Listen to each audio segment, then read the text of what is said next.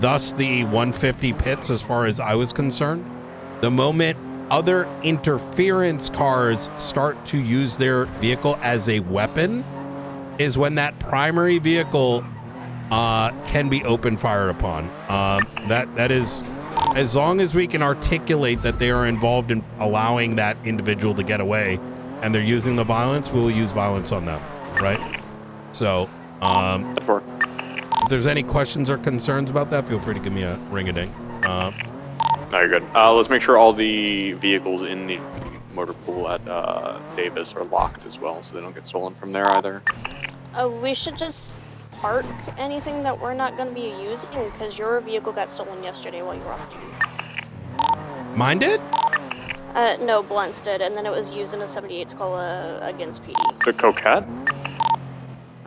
A-firm, it was... Oh yeah, those McAllisters. Yeah, the 90% of the fleet is registered to me.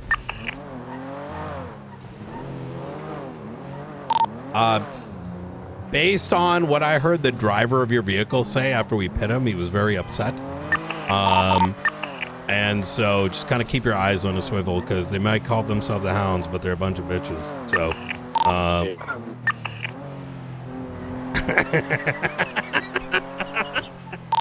I would say if we have additional units on a chase, if somebody's out, just to be next to them, whoever the additional unit is, because I was alone and had a guy just fucking ramming my vehicle when I couldn't get in.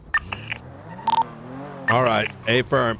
Hey, you know, we got some good, like, you know, family time just now. That was not the way I would have liked it. You know, it would have been nice to have a faceless driver, not some dumb fuck that stole a PD car, but, you know, that was nice nonetheless. Leg stretch. Yeah. I like to debrief with people. Okay. In regards to this? Yeah, A-firm. Okay.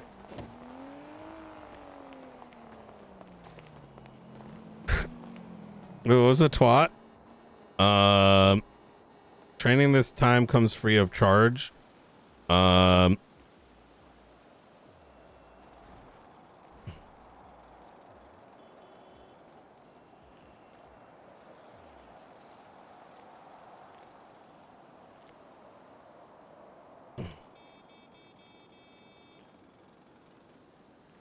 Seems to me you...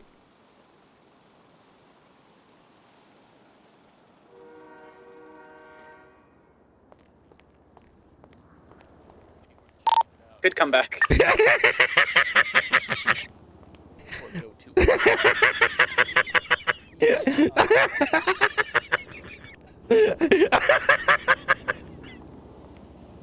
Oh, man. 3076 Davis. Oh, man. I'm such a bastard, chat. Gotta follow behind you to make sure that you can actually make it there without crashing. You know, I feel like I'm kind of a bastard when I say shit like that. Like, I don't know where this comes from. You're cheeky. I think that's a better word for it. Yeah. I'm disappointed by the collective retweets, though, guys. What the fuck? You know?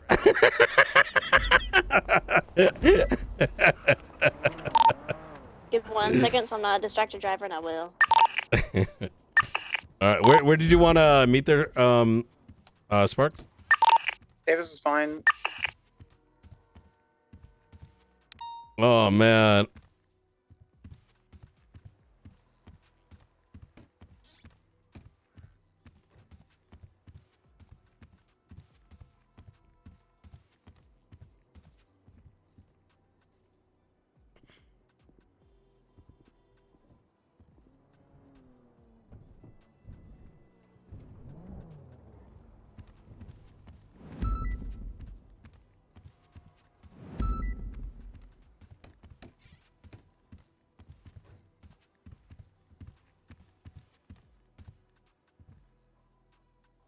I think it's because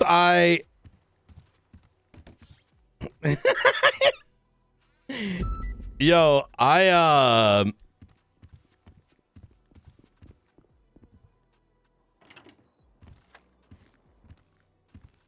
We need comms and pursuit training. We should not have that topic with everybody. Let's say bring it to your chain conversation. Yeah, right? understood. All I right. brought it Is to that my what you chain. wanted to discuss? Yep. 22 debrief. Yeah.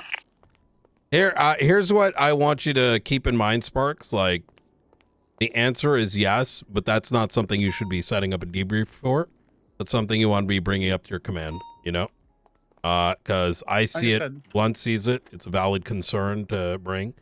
But let me pose it this way, right? If someone else saw something that they didn't like, would they call a debrief, right? And how would that make you I kind don't of have feel the answer about? for that right now, sir. Okay. Hello. Hello, who is this? Oh, this is Sean McCullen. I got a call Oh, from this hey. number a little while ago. How you doing, Sean? I was just gonna give you a Not doing call. too bad. I was gonna initiate over the phone. Oh, okay. I was wondering what I Yeah. couldn't answer. I was a little busy, but that does make a little bit more sense. Yeah, I didn't want to like open fire and then you're like, oh my god, why are they shooting me? You know what I mean? So, Oh no, if I got shot, I mean, like hypothetically, obviously that wasn't me, but hypothetically, if that was me, if I got shot down any point of that, I would not have been surprised. I'll be honest. I don't like to, you know, we have the authority to open fire. Like I'd stand by that if it was a stolen vehicle, but I also think it's like not necessary. I mean, listen, man. You know, you gave us the opportunity to chase. That said, I always like to let people know what's going to happen. You know what I mean? Even if they may know. So, I mean, I understand. Okay, all right. Well, I don't do anything without like knowing the risk of what I'm doing, right? So, you know, not one of these like, you know, idiots that does something like terrorism and like shock Pikachu is like something happens afterwards, right? So I understand the consequences of my actions, hypothetically, of course. Oh yeah, all right. Because that wasn't me. Whatever we're talking about. So, I mean, listen, we're not gonna put out a warrant over it if that's what you're worried about, or concerned. I'm not worried about any of that. I mean, no, we got like fucking faceless and archivist and fucking bombings and shit like that. You know what I mean? No, I'm just saying more of it just for the joke of it.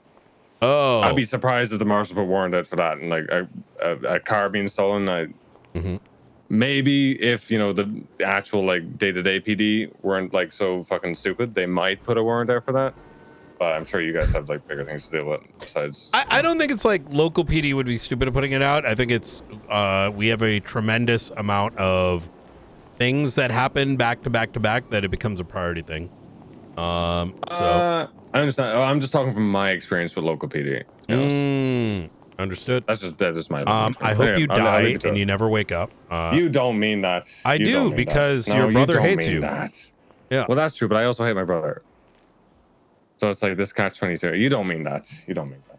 I do because I like seeing your brother around, and anytime you're around, he's just now he's that like, I believe. Yeah, I do believe that. I do believe that. All right. Well, anyways, McCullen. Best of luck, best of luck, Brian. Yep. Best of luck. You take care. All right. Bye. All right. All right. Okay. What's going on, Huntley? Brian, how's it going, mate? Doing all right. How about yourself? Doing good, mate. I've got a present for you. Now's not the best time. I've got a bunch of shit to do, and it's already 10 p.m. So. Very fair enough. Can we do it tomorrow? I will be around tomorrow, so just give me a bell and we can sort it. This thing, by the way, I hope you're excited for it because this shit is like it's probably the best gift I think I've ever given someone. Hey, Brian, real quick. Give me a call tomorrow, yeah? All right, speak to you soon, Brian. You take Bye-bye. it. Bye. What's up? I've just got Ember Quinn's phone. I'm not quite sure why it was taken from her originally, but I'm going to be returning it to her. Did you receive it? Did you find it? I found it in a report stating that she received it within the prison. I would never give anything to anyone out of evidence unless the primary has approved it, because there may be you know, what's the report number? It's 38979. 38979. Have a ask McAllister just in case there's any extenuating circumstances. Right. And the reason I say that it's always good to do just in case, you know, like he has it for. I presume this is fine, but neither me or you should unilaterally make that decision without him first releasing it. Yeah, all right. That's what I was thinking. All right, perfect. Well, not to mention, this is not. Wait, hold on. This is a phone that was confiscated in prison, right? Mm-hmm. So therefore, this is not even her property, right?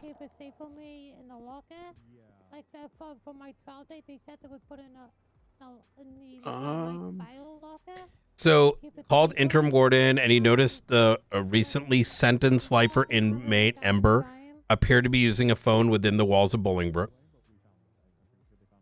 Yeah, she's got to prove this is even her phone. You know, just because she was in possession of it in Bolingbroke doesn't mean it's her phone. It's that she had possession of a illicit phone.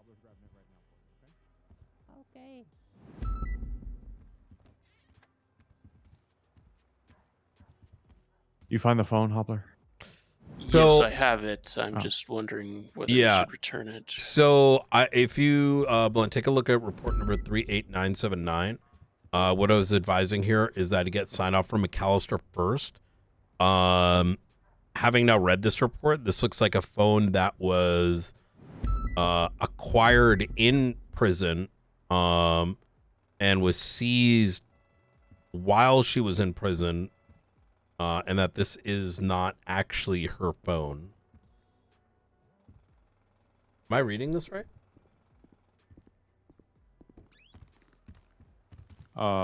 6395. No. So upon trial, I guess she gave the phone to Stacy. Oh, this is her phone. Sorry. Yeah. Yes. This is her phone. Yeah, we can give her back. All right. Okay. Ooh, you look very strange. I do. You sure you don't need to go to sleep? You're going to bed like 2 hours ago, and then your car got stolen. The thing I needed to do was over already, so it's fine. I got you. All right. Yeah, it is what it is. I miss my phone so much. All right, it should have a charge. Did put it on the charger for a little bit. Okay, as long as my phone. Okay, she wanted to debrief. Is she okay? Yeah, of course. Here, come over here. A little bit of charge, free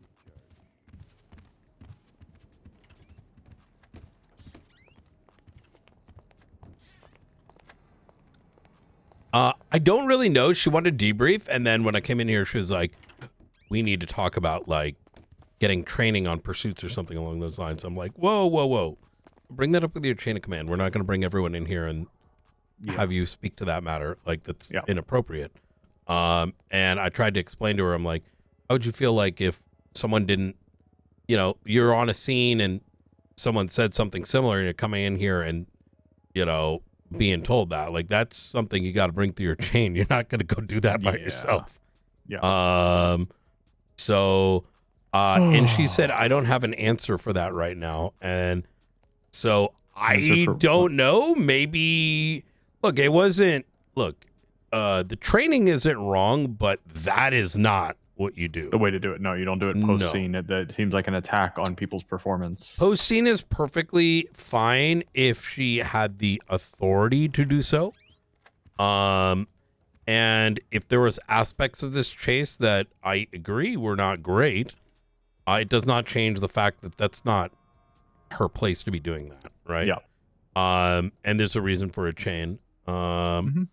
So maybe give her a call and see. You're better with these things. I'll chat with her. For me, to me, that was a bit out of line. I don't know where or why she thinks that's good, but if she's got concerns, look, if she's actually got concerns, which I'm sure she does, I'm not sure why she's not going to her chain. Why is she not coming to you or coming to Luca? That's not. It didn't need to be everybody needs to debrief about this. It's not constructive. Like, Right. Had you done it, had Luca done it, had I done it, that's fine. Had we have someone that's like, you know, aimed at that, that's fine. But I don't know about, yeah, listen, I don't even know what her qualifications are when it comes to that space. She may have them, she may not.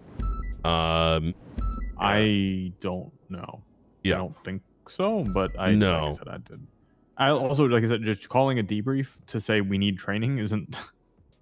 That's not constructive. Like, Yeah, that was I don't know. Yeah, I'm right, not sure. Yeah. Oh goodness gracious, what a day.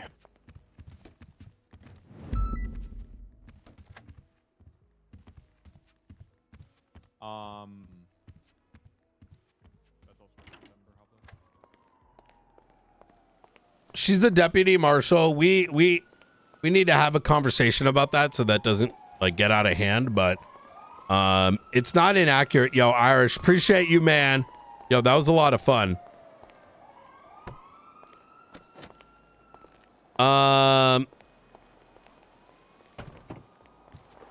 There's a reason for chain, right? You can be. Brian, where do you have this parked at the observatory? Yeah, in fact, I'm going to grab that now. I'm going to park this down there and then grab that one. Yep.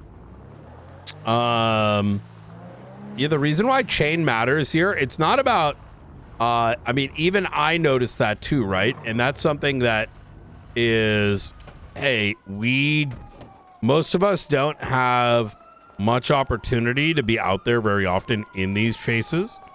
And that level of cohesion is going to, yeah, we have to bring McQuillan. McQuillan's fucking pussy ass needs to wake up.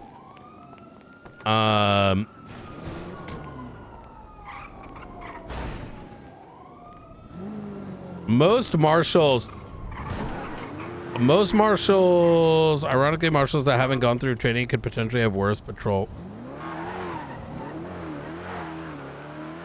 I don't know what this guy's saying right now.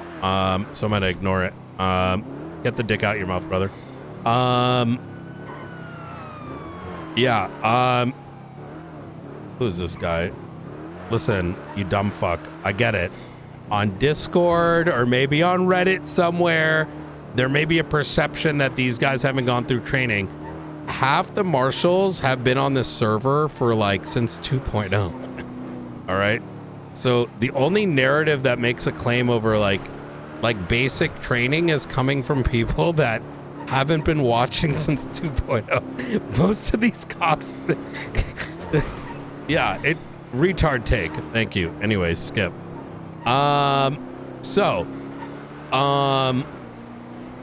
There needs to be patrol cohesion and whatnot, and that's definitely something that needs to be worked on.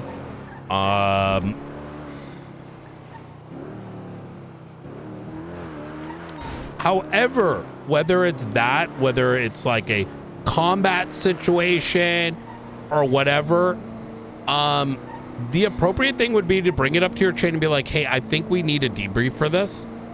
The problem is if a deputy calls a debrief to talk on a topic that they are not like clear to speak on, it's not going to be a productive conversation. It's going to be rather demotivating, right? And that's not really conducive. We're going to have bad chases, right? We're going to have frustrating chases. But it's important for that solution to be constructive. Nothing more, nothing less. So that's kind of what it is, and that's why I kind of stopped it there. But I do want to make sure that, she's actually communicating these issues the right way.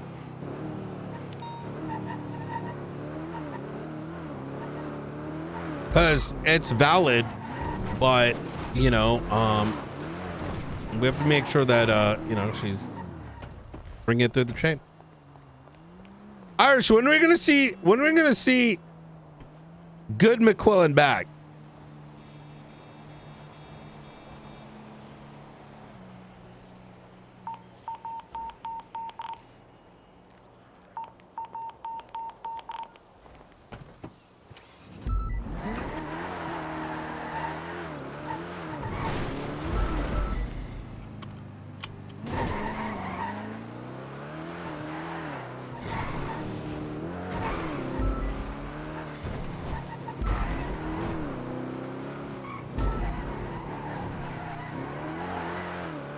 I need repair kits.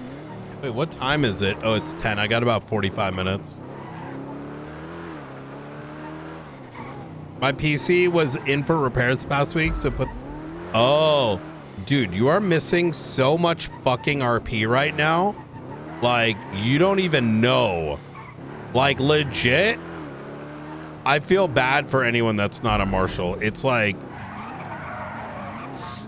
non-stop, so much like simultaneous stuff.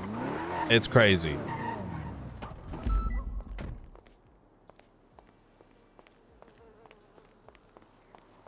Yeah, I'm gonna get yeah, I'll have Blunt take care of it.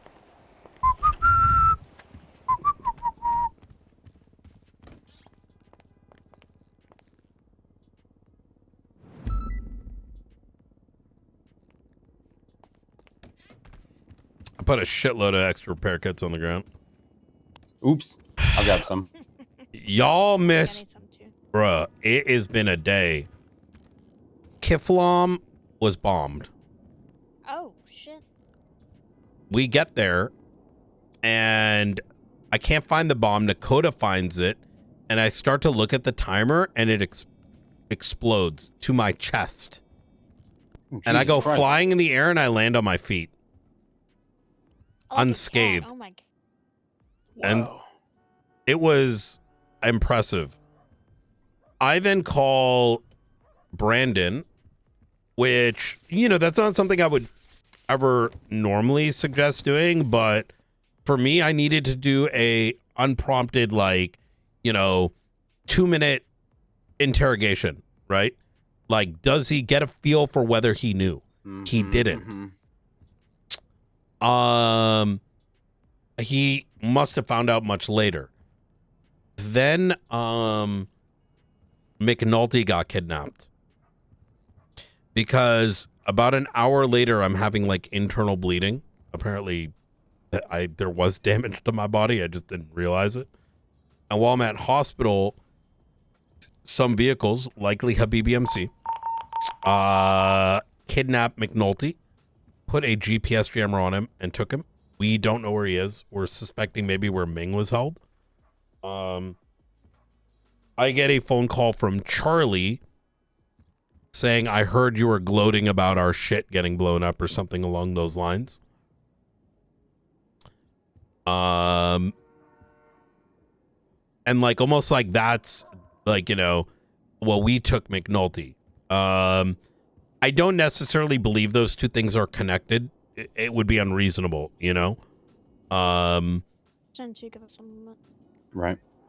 Like, there might be a connection there, but not really, because I don't think the Faceless are that foolish enough to be like, yo, Brian blew up Kiflam building. You know what I mean? Now we're going to get McNulty. No. He was kidnapped for a reason. It could have been any marshal, but then again, I'm thinking it's him because of how often and how long his history is with the Faceless, right? There's something more there. Because maybe he sits outside of the Epsilon building. I don't know. Like, you know, probably some shit like that. And then while we were chasing one of the cars, we learned to be involved with the kidnapping because some Habibi people dropped like McNulty's radio in the water. DJ Cooper. So I'm thinking like DJ Cooper and Ray and probably Brandon and co probably kidnapped them, right? Because it wouldn't, I doubt it was the Habibis. It was probably like, you know, 2 or 3 of them and some others. We caught them dumping the radio out of circumstance. And as we're chasing them down to get IDs, and we captured 2 of them, we got DJ Cooper's DNA on the radio that was thrown, McNulty's. I get an anonymous ping to a fucking series of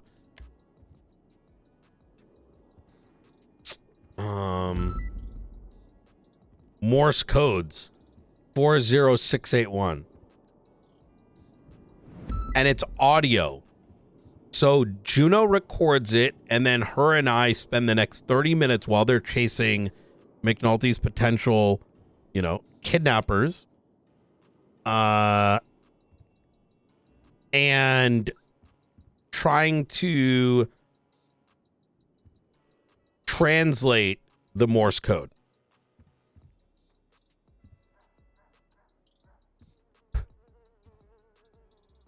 Which reads, have been told to reach out to you soon when it's safe. I will start dropping certain files. We need to stop them.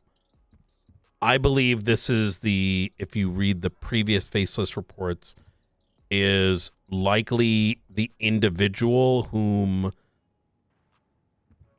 is figuring out what FIB files are being stolen by the faceless that contain like architectural information.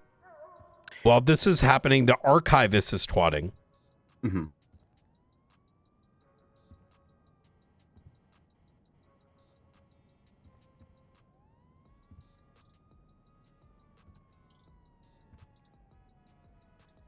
And then the stolen PD Cruiser. Oh, and Kyle Pride got impeached. So, jeez. There's the TLDR of the last 10 hours. Wait, no, 12. Last 12 hours. So, yeah. What I'm trying to say is, Rooker, Luca, y'all should start waking up earlier. You know what I mean? I mean, I caught the tail end of the kidnapping. The Morse code, this broadcast. I have a question for you. Mm-hmm. When you arrived, was it already transmitting in Morse code? Like, did you hear it like transmitting that Morse code message when you arrived at the speaker? Okay. And when it ended, no. When we got there, it started. Like almost if it knew we were there. Okay. Did it start with any sort of like sequence or any other noises outside of Morse code? Like anything? Like it was kind of like a radio tuning in. Like it was taking over a channel from another channel, right? Yes. Like it was tuning in to a signal coming from somewhere else. They just use a more powerful transmitter and broadcast over whatever was on that frequency. So it's perfect. You use a frequency that's used for like something innocuous, like civilian communication or music, whatever it is, and then you just hijack that for a short amount of time because it would be almost impossible to find that station's always active. So unless someone's listening, that makes sense. This is very, very much so. It resembles something called a numbers station that was used in the Cold War. The only difference being they would transmit things in a one-way communication with a one-way pad and numbers that you could never break. But it'd be it wasn't Morse repeating code. though, right? I think Correct. I know what you're talking about. Like, it just keeps songs at certain times, kind of thing. Yeah. Certain like information that song meant that. Yes, like this large message that you have here, like the whole like once you translated it, right? That message, the whole thing from have been told all the way down to the end would have been repeated probably like 3 or 4 times in a row via Morse code and over like a 5-minute period, and then it would have cut off and like returned to its normal program. But it does sound very much so like that kind of. It's high level. It's a high level of communication. Like it's high level espionage, honestly, to do this. Someone who's doing this kind of thing is either just really well versed in that kind of thing, or they have experience with it. You know what I mean? It's signals intelligence, but it's definitely like higher level espionage. Like almost, I would hazard to say that somebody who communicates, like I said, either they're a nerd about like Cold War espionage, or they have experience. Sounds like it's up the archivist's alley. Yeah. I don't think so. I think it's FIB because the context of this message with the previous. So just in the event y'all may not be tapped in on this because there's just so much shit that happens every day. I don't know how. It's very hard to keep up with. You know what I mean? It's just event after event. So Spanish Avenue, there was a shootout at the apartment in which the FIB guy was murked. And a laptop was stolen. That laptop contained what was believed to be infrastructure stuff, details.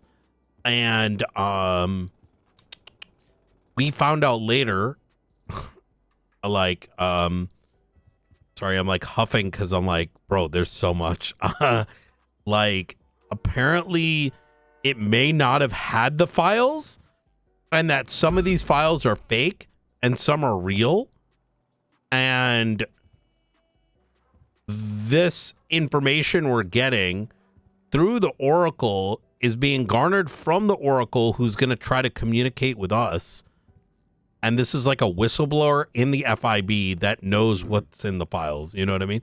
So What the hell? yeah, this messaging like aligns with that, right? I think this is the whistleblower. How long has the FIB been known to be included in this? Well, that's the thing. The FIB is defunct, but this is like an ex-FIB agent from like a week back when it used to be under operation. Do you think It's the just government weird clears up because- everything whenever they leave? Exactly. They left all, you know, we don't know why they're defunct or how quick they had to leave. There could be all sorts of like super secret and confidential papers that were just left. Your theory, Brian, would make sense, and it holds weight just by the fact of how they're communicating with you. Like I said, this screams to me either a state actor or someone who knows a lot about that level of secrecy and OPSEC and stuff. So It's high just level stuff. weird.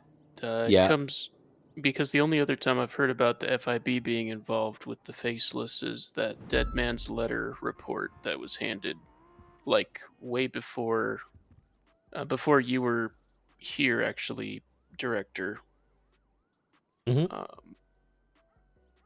It was handed to Blunt while he was at the food court, and it basically said like the FIB was working with the Faceless to, you know, do all that they do. It's pretty far-fetched, but it just is the only other time I've heard of the FIB being involved. Yeah, to even add more to this, keep in mind, like, this island was pretty much sold off, right? And I don't even think the United States has any power on us. Like, you know? No, like I at don't think it most we're does. kind of like Puerto Rico or like Dominican Republic or whatever, you know? Yeah. Which I don't know exactly how that works, but like we got our own shit going on. It wouldn't surprise me that as a consequence of whatever the hell happened 3, 4, 5 years ago, is that the FIB just straight up packed their bags and just dipped. Yeah. Or this might be overcooked. We're told that they no longer exist, but what if they do? Yeah, maybe if that's what they want us to think. Points at sign. True, true. Like, I don't have that camera. You guys know where that camera is? Have you ever That's a good wondered? question. Have y'all ever been told, like, I'm the director. I don't know where the fuck that CCTV shit goes. True. Either the DOJ or the archivists, I believe. We could be on the fucking Truman Show. You know what I mean? Like, have you thought about that? That's a We're lot of just one cooking. big fucking experiment. They just what if we're all dumped on a us on game a show or fucking something? island and said, hey, go grind like sanitation and try to survive.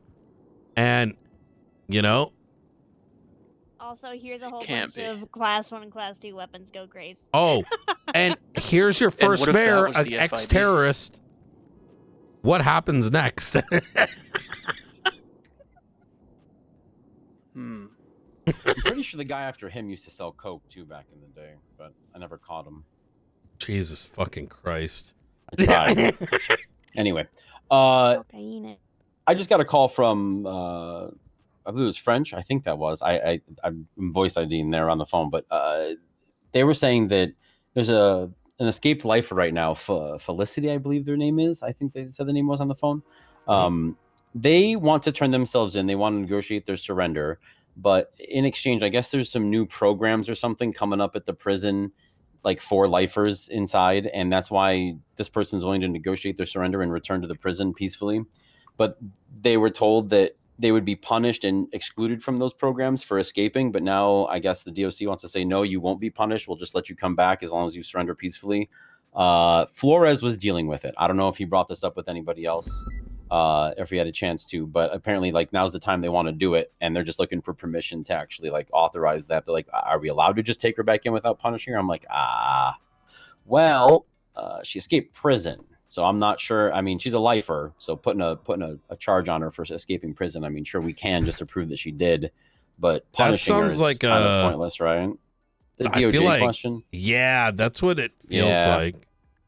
Yeah. All right. I'll let them know. All right.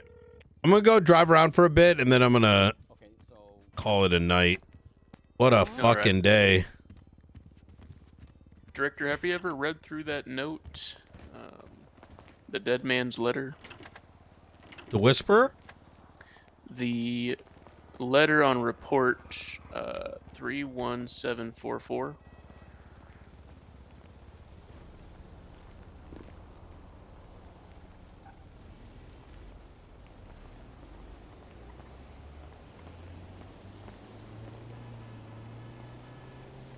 I mean, it's deemed... Oh, you deemed it as night. Oh, yeah. No, this is fake. Yeah, for sure. That's fake. Copy that. Now, whenever all the FIB stuff started popping up again, was that whenever we found those people at the FIB, like, building being sus as shit? No, I think... Okay.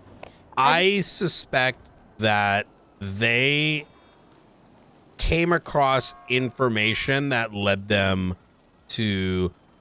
I think they were... I mean, it was 2 deputy mayors and a crazy man, you know? Which I liked. It was Lando. And, but I strongly believe that they ended up there as a consequence of other things, right? Like they heard about some of this somehow, and that they found themselves over there. And I say this because those 3 being anywhere near the Faceless is just so beyond possible, right? Yeah, I just, because whenever we were leaving, there were people that were showing up and going inside that building too, which is, you know, that building's not known to be active, which had caught me red flag. It will. So that's where kind of like I think the confusion was coming from, and I tried to speak to Springfield and Blunt about it. Is the thing is you can rent those buildings inside, and then there's like the restricted area, right? But it's kind of, how do I put this? It's such a what is this that starting a detainment off of it would have been very difficult. That was my opinion. Yeah. But then also kind of knowing who they were, I knew it was rather irrelevant, and a distraction, right? Because it's a defunct building, but open to the public, but also super secret, top secret area. Well, that's exactly it. It's like those doors, as far as I'm aware, there's still like a functioning like security areas, but then the side rooms are rented. I don't know. Why That's would a defunct building have that? Yeah, I'm not sure. But Richard Dark said when he was the director that the director before him said if you see anyone in that room to just open fire on them immediately. So whatever's in there is very I'm going to find out. I meant to ask about it because I want to ensure that wasn't a rumor. And that we can point back to something whenever we shoot somebody down. Yeah, but then also, like, hypothetically, the governor may not know that the FIB rented out some of these spots. You know what I mean? Because technically that building is under state. Yeah. So it's a very, like, it puts us in a tough position, right? Yeah, because, I mean, they have, like, security measures set up, but they don't have any of it on until you get to that last room. Yeah, that's exactly it.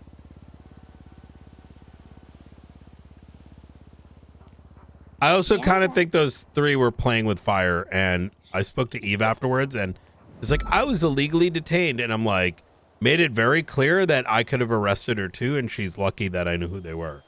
because like when someone you don't need, and I tried to explain to her, you don't need to know why you were being detained. If you were told you are detained, right? And when you start lying about your identity, you've already committed a crime.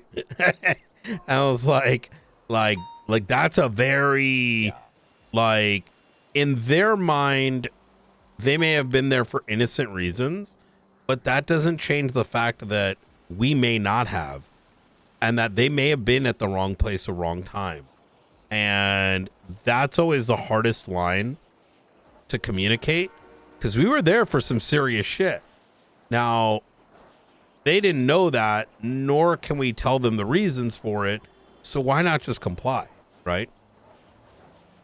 Yeah. I hate telling people, you know, you should just comply, because obviously it sounds like, oh yeah, I'll just give up. But really, in that situation, if you're not doing anything wrong, you're in a serious area. Maybe you don't recognize it, but yeah, you need to just comply. I mean, they're armed too. They really need to comply. Yeah. They were licensed weapon holders. You know what I mean? They were, yeah, I don't know. I also think that a lot of people have taken the, you know, Fifth Amendment so far that they make it difficult for themselves by playing coy as to what they're doing, because on the scene, they could literally exonerate themselves.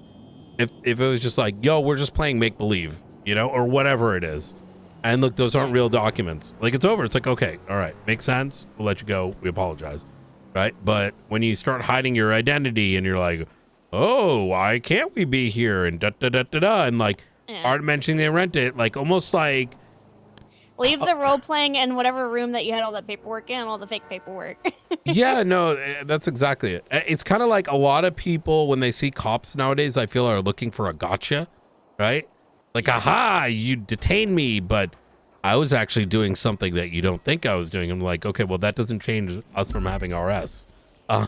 You know, like if I pull out a toy gun, right, and I start waving that shit around, like, I can't be upset that I got detained and you know, anyways.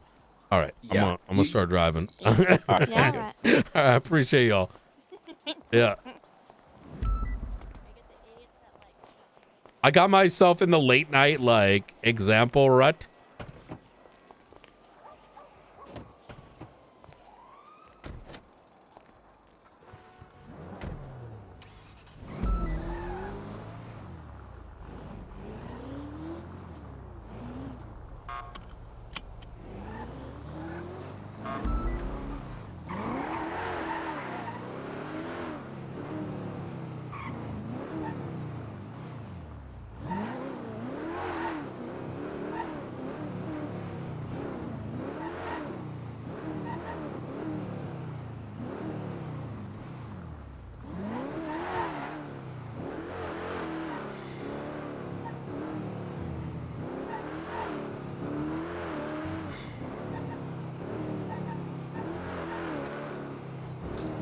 I quite enjoyed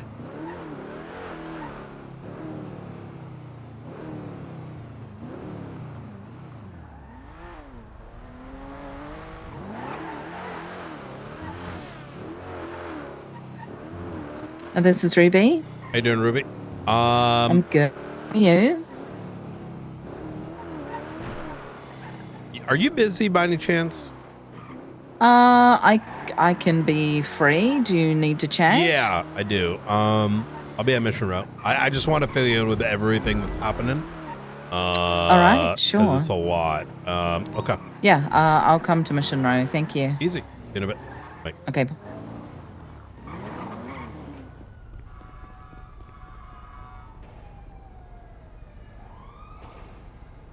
Anytime someone says, "How have you been?" What do you mean? I always end up doing like a super long pause. Bye, Ruby. Bye, Ruby. Because all right. What is this vehicle? Oh, this is so we've had this for a while, and we asked for it to get retuned. Because I want this to be like the standard Marshall vehicle, unless like you know, it's like, oh, we're chasing faceless people. Okay, we need an interceptor, you know? Okay. Not necessarily the black, but like some version of it. But this thing is cracked. I've been on enough sort of, we'll call them ops, to kind of recognize people. But I don't recall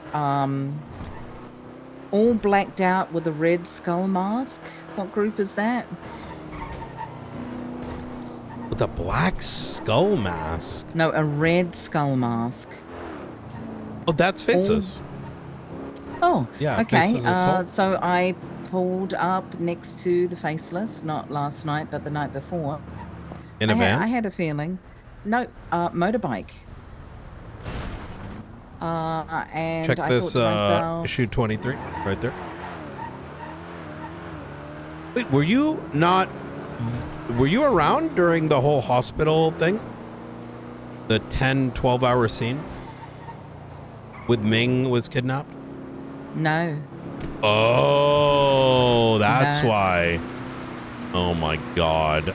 That was the most life-draining day of my life, where I did 11 hours of macro, and then I woke up the next morning and it was just like, why didn't you do this? Why didn't you guys do that? And I'm like, brother, 11-hour non-stop call. Yeah, no, I wasn't around for that. And I think when I got on duty, that's when I was like, hey, why are there so many marshals at the house next door to me? And yeah, that's when he was put in the doctor's house. I'll give you a quick TLDR of that day. Nakota spotted 8 to 12 of these guys. No one came. Like, I'm not even kidding, Ruby. Like, it was no one wanted to come. It was very strange. There was 8 of us, and I was like, yo, what if they're moving Ming? Because there was a bunch of like vans, and luckily, and there was LSPD and there was BC, so it was like 3 agencies, right? But there was only like 8 of us out of like 35 cops. It was so sick. 3 UC units. It was King, it was Snow, and it was Riker. And so King would go in and try to track them, like by driving by, like inconspicuously. And after he'd been doing that for a minute, then the next UC unit would come in. So, and the first one would swap clothes and stuff. So they never really knew we were tracking them. We tracked them for 40 minutes. They went to Polito. They come back. We photo them going into a building in Grapeseed and taking Ming out. And keep in mind, Ming had been missing for like a week. He had, yeah. And no, I didn't get on duty until like you guys were putting him in a house or something like that. Well, we then follow. We get confirmation it's Ming over by the news center. I say, okay, send it. So 8 of us go in and we clap 12 of them. Like because they were going to load him in a plane, and I made the decision then that, you know, he gets in that plane, he's dead, right? Yeah. So I called to open fire. We clapped them all. Somehow, apparently, that plane takes 2 bullets to blow up. So it did blow up. Good Lord. But shoot them all. Take down an Apache, Ruby. An Apache, 8 units, right? Like 8 officers, not even vehicles. Where was 8 everyone officers. else? I genuinely Were they don't on know. another call, or? I think it's because it was like, it came across like, oh, they're just watching something maybe. I don't know. Okay. And to be fair, Faceless can get draining, right? Because it's a lot of stuff happens, but the progression in the case is like snail pace, if that makes sense. Yeah, I don't know. well, sometimes it is, right? Yeah. So now we got Ming. We got all these like fucking, like a load of people with these tack masks on. We go to News Center. We're getting in medical. We're like, fuck yeah, we saved Ming. in comes an AC-130 and starts bombing the news center. Like literally dropping bombs. Luckily, I had everyone move to news, so we're hiding under the, the little, roofs. Only 1 or 2 go down, but ambulances are blown. Ming gets driven out. Now more units are coming. Now we have like 15, 16. So we're getting bombed. Ming's getting transported. Now we're at the hospital. Like 20 members of the besties are demanding to see him. We're like, no, we can't. We have faceless coming in. There's all these dead bodies. Ming's in surgery. We have people, besties screaming at us. And then a guy comes with 3 hostages and says he's faceless and he's gonna blow himself in the hospital. What the hell? If we don't give him all the faceless people. And we're like, what the fuck? Yes, a suicide bomber showed up at the That's hospital. crazy. And so I'm losing my mind, right? Because I'm already having to micro, not choosing to, having to. Like, okay, are you guys good up at Noose? All right, Ming, is he secure? Okay, make sure the dead bodies aren't mixed with the alive ones, because there were so many bodies, like 95s. And now we have a suicide bomber. So now everyone wants to see this, right? So virtually every cop goes to the front instead of around where they need to be, right? Yeah. And looking at this situation, and Larry from BCSO accidentally desk pops a bullet right by his head. Oh no. Oh no. Now, and I'm like, what the fuck? And I go, Larry, get the fuck off my scene, right? And I talked to him afterwards. He understood. And I needed to do that because I needed to demonstrate to the suicide bomber that we did not call for that, right? Yeah, 100%. Good lord. This guy ends up freaking out. It gets sussed out. He starts running. He gets shot or something. He plants the bomb over by Strawberry. So now McNulty's handling a bomb scene while we're handling a scene that just got bombarded with 12 dead bodies and 95s and Ming and all this shit. Now, if you thought it was over, no, that's when that photograph happened. Then the actual faceless came with a helicopter and these masks. And you'll notice that this one's got a red scarf. So this is the commander of their assault force is what we're assuming. Starts saying he put a bomb on the hospital. And that if we don't give up the faceless, he's going to blow up the hospital. So, and then I negotiate that he only wanted one of them. But the thing is, I couldn't tell him, I couldn't give him that person. Yeah, 100%. Yeah. And so, and then he says he wants Ming. And so now, truthfully, I was going to give him one of the dead ones because that's the only thing I could think of, right? What's the middle ground here? Let the hospital blow up or what? So I was going to give him one of the dead ones, but he changes that now he wants Ming, and I'm not going to give him Ming. What the fuck? But he says, I'm going to blow it up unless you... One second. Hey. I do. Hey, did you see that thing that Valentino just twatted out? What did Valentino twat? A GIF from a movie or something or a show of some guys kidnapping a guy into a van. Make a report, please. Yeah, we are. I'm just letting you know. All right, bye. Good shit. Yeah. Bye. Yep, no problem. Bye. I'm gonna fast forward a bit because we'll probably it was a long day. I convinced him that we need to get all the ICU patients out, which he originally didn't want, and I kept pressing on it. We moved out every ICU patient, even the ones up north, so that we were now only dealing with Ming inside. And somehow, maybe it's something I said or whatever, but they fucked off. And so then we had to evacuate Ming. So all the ICU patients are now in Sandy. Ming gets evacuated to Humane Labs where he gets further treatment.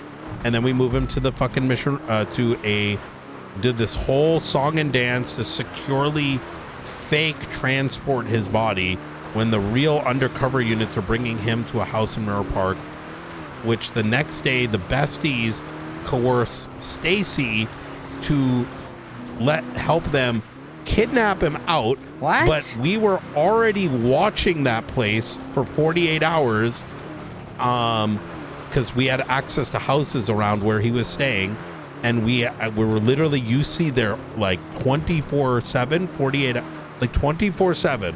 We get a call out, yo, people are moving in. We noticed one of the besties vans. They must have freaked out because they didn't expect us to be watching that house the entire time.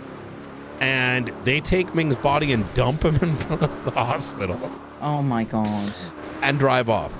So now I'm like pissed. And I'm like, Miguel, you're a dumb fuck. Like, what are you guys doing? You're going to kill your friend. And why are you doing this? And he's like, now he's threatening to kill all the EMS and PD if we don't tell him where Ming is. We then had to move Ming to a secure location so that he wouldn't get kidnapped again. Because even if they're their friends, right?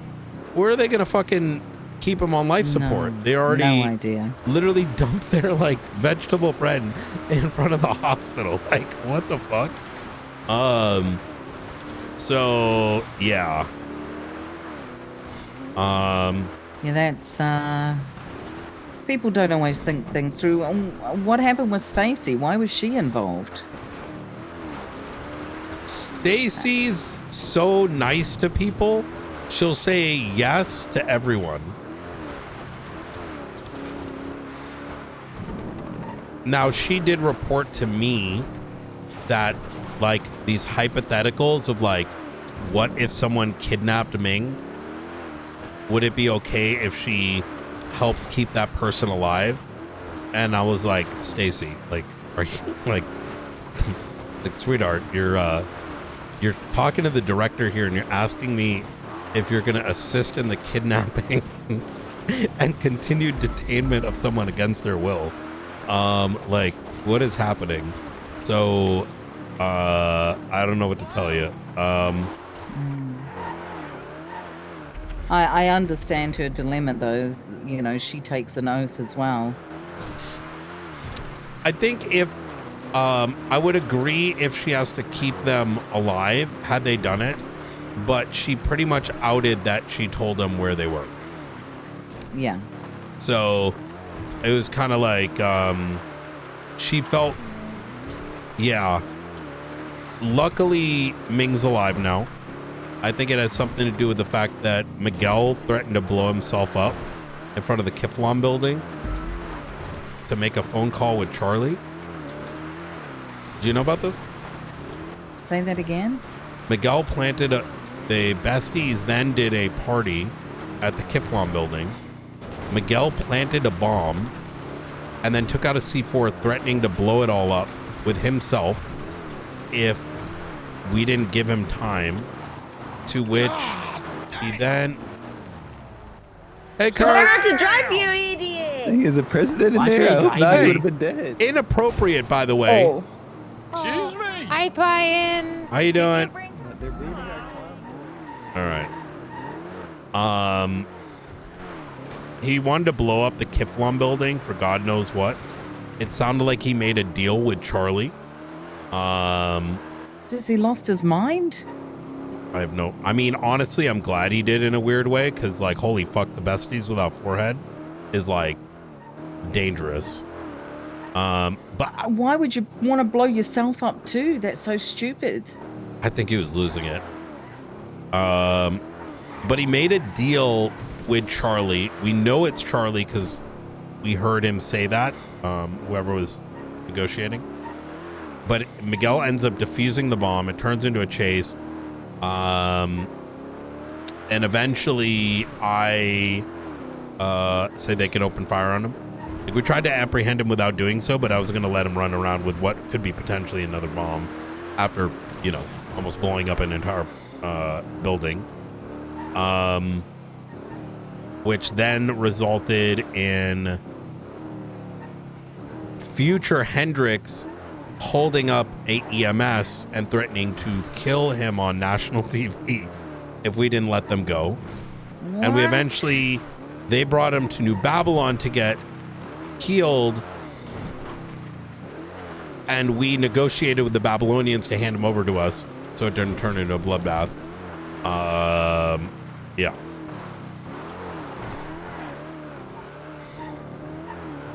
So, Oxby pulled me aside. He said that, what the heck? He said that he watched Blunt lock down vehicles or something. Today? Yeah. Are you talking about the Preds? Yeah. Yeah. Yeah. I think it's like on the docket, if I'm not mistaken. I saw the outcome of the, was it the impeachment today? Mm-hmm.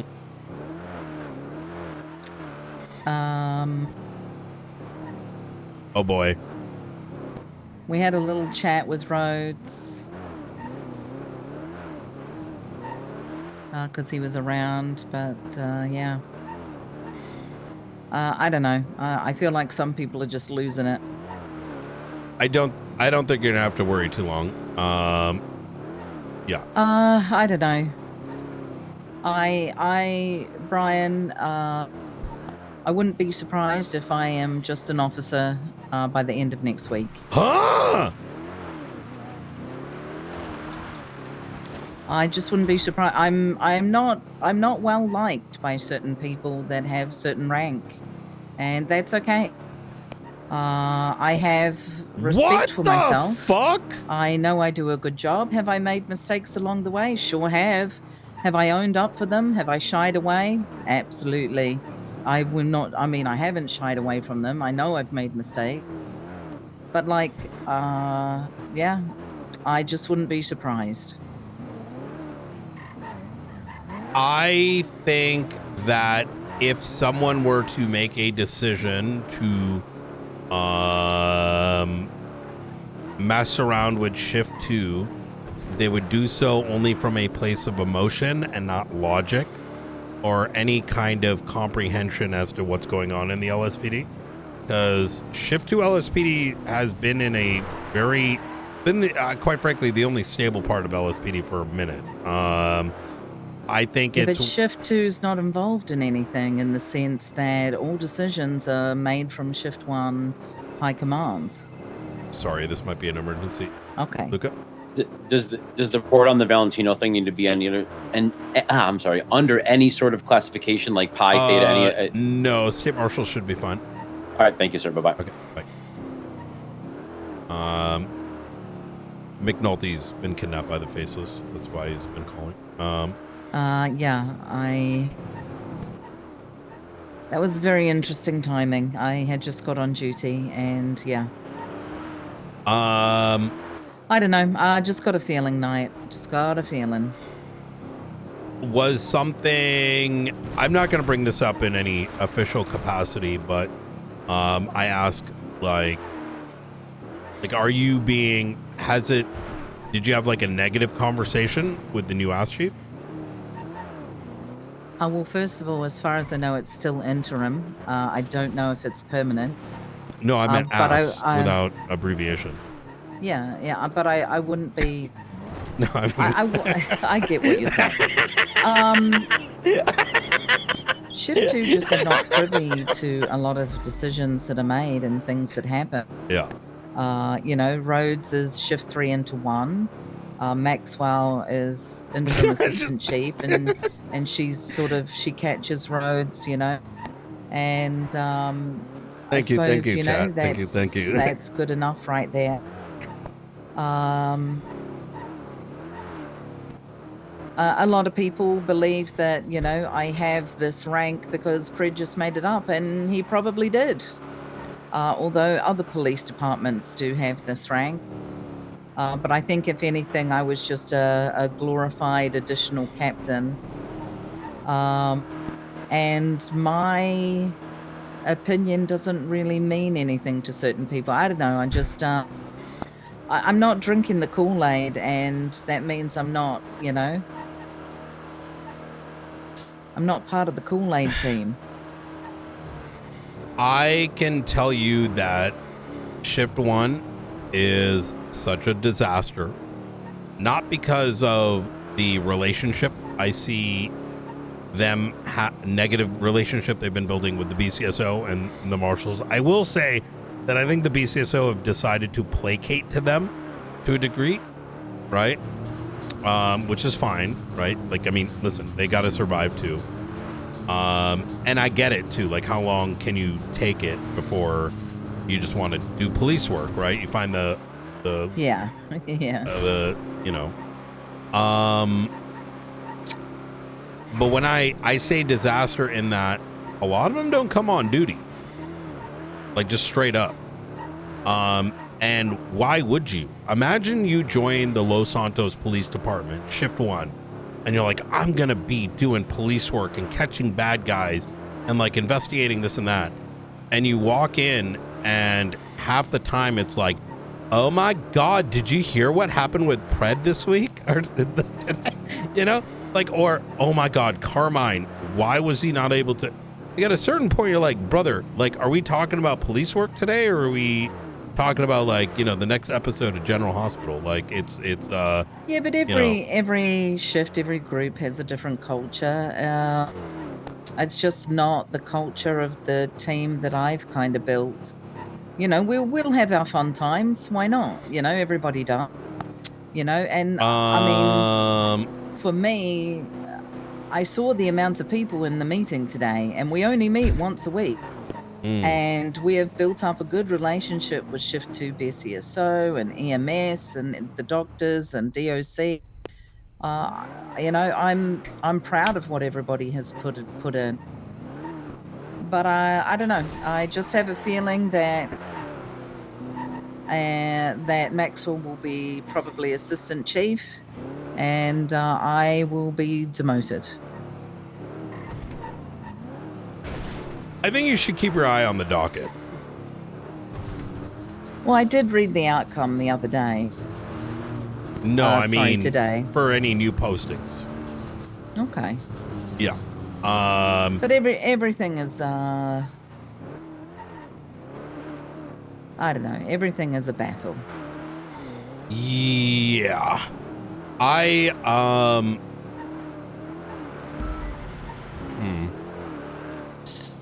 There's a lot of interviews that I can't go into certain details. I think it'd be inappropriate. Yeah, I agree. But I'll say from a general perspective is that when I made the comment just now about the General Hospital thing, I agree that I don't think those things should be interfering with the functionality of a department, nor the ability for the everyday officer to become the best police officer that they can, right? So if sometimes individuals at the top are arguing, fighting, whatever it is, when it starts to trickle down and it becomes like it affects it at its core.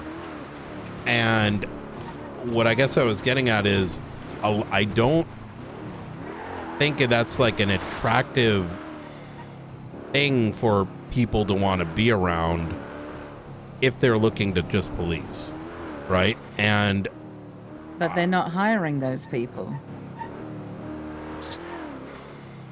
You might be right about that too. Yeah, they're not. Okay, listen. You and I have been in the police. You've been in police force longer than I have. No. Do you think academies are a vital part of PD life? Mm-hmm. So when a shift hasn't had an academy since July, don't you think don't you think that shows that maybe the lack of hiring has created a smaller group of people that just keep doing the same thing over and over? I didn't wait since July. Yes. Now, I understand we do hire people along the way, you know, 1s and 2s, because they come across our path, right? It happened.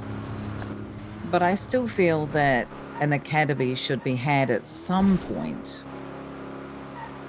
We haven't ourselves in SASM. I think we're like 33 right now. I don't remember the count at this point. But we've only had one.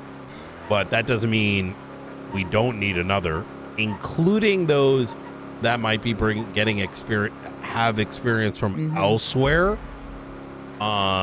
Because, you know, San Andreas is a different beast than wherever someone might be from. True, very true. And also some procedures change, or you find that the team has made a mistake on something and it needs to be corrected with a small instructional academy. So for me, it's surprising because like it's been something in the back of our command's mind is like, hey, we're going to need to do another one of those like sooner than later. In fact, I think we have one set up in shift 1 we were invited to the last one for BCSO, but truthfully, we've been overwhelmed. Yeah. And so I feel like shift 2 we've been overwhelmed, very overwhelmed. I would say we are constantly. I get on duty, I'm out the door. If I'm not pulled into a meeting, I am literally out the door. We have so much going on. Yeah. I mean, shift 2 is. I've had a conversation with this topic has come up a lot amongst my command, and it's one that I've explained is a lot of the faceless takes up a lot of everyone's time, if we're going to be honest, right? Yes. And unfortunately, a lot of the we don't really get alerted, right? The majority of the time. It's kind of like watching what's happening through the day, and you know, it's like, hey, I think this is gonna happen, or we come across, you know what I'm saying? It's very it's not like it was along initially. The way, or things that don't look right, and then you get an inkling. Exactly. Or you might get a tip off, you never know. Exactly. Yeah. And a lot of that is happening in shift 1. But when it starts to get spicy, it's around when shift 2 is coming around. So there's been this like logistical problem where unfortunately a lot of shift 2 officers are like gonna be like, where did this come from, right? And it's hard to summate that. And I've been trying to do better with it. In fact, Kingsman's made like a 10-page document. It's pretty sick. With the intention that that's going to be given to every member of high command to give them an overview of the, you know, we're going to do this with all the major cases. So at least the bulk of everything, you know, is like understood, right? And then that gets passed down to everyone else. So they feel involved, right? But the reason I use that as an example is that can also be applied to a lot of other things in the city, right? You might be coming on duty and the hounds hate us today, right? Or, you know, ADMC's hunting, or, you know, insert whatever group. But, you know, it's like, you know, at the moment we're dealing, sort of probably kicking off right now, is Habibis are back around. And Habibis have picked up some of ex-Hades. The amount of shootouts we've been in at this time of night is insane. Yeah. You're not wrong right now. Some of it might be. Sorry, go ahead. I'd say some of it might be tied to faceless stuff, because there, two to three of them are involved in a lot of faceless things. So they may be. I don't think they are like this necessarily, but like there could be shit that happened that they didn't like in a chase involving something there, and then it gets you know, that frustration gets taken out at the next bank truck or whatever, you know? I think one of the things I like about a lot of the people that come on duty in shift 2 is that sometimes they don't need to know a lot of the backstory. They will just lock in and they will sort the scene out in their head, and they will just step up and do what needs to be done.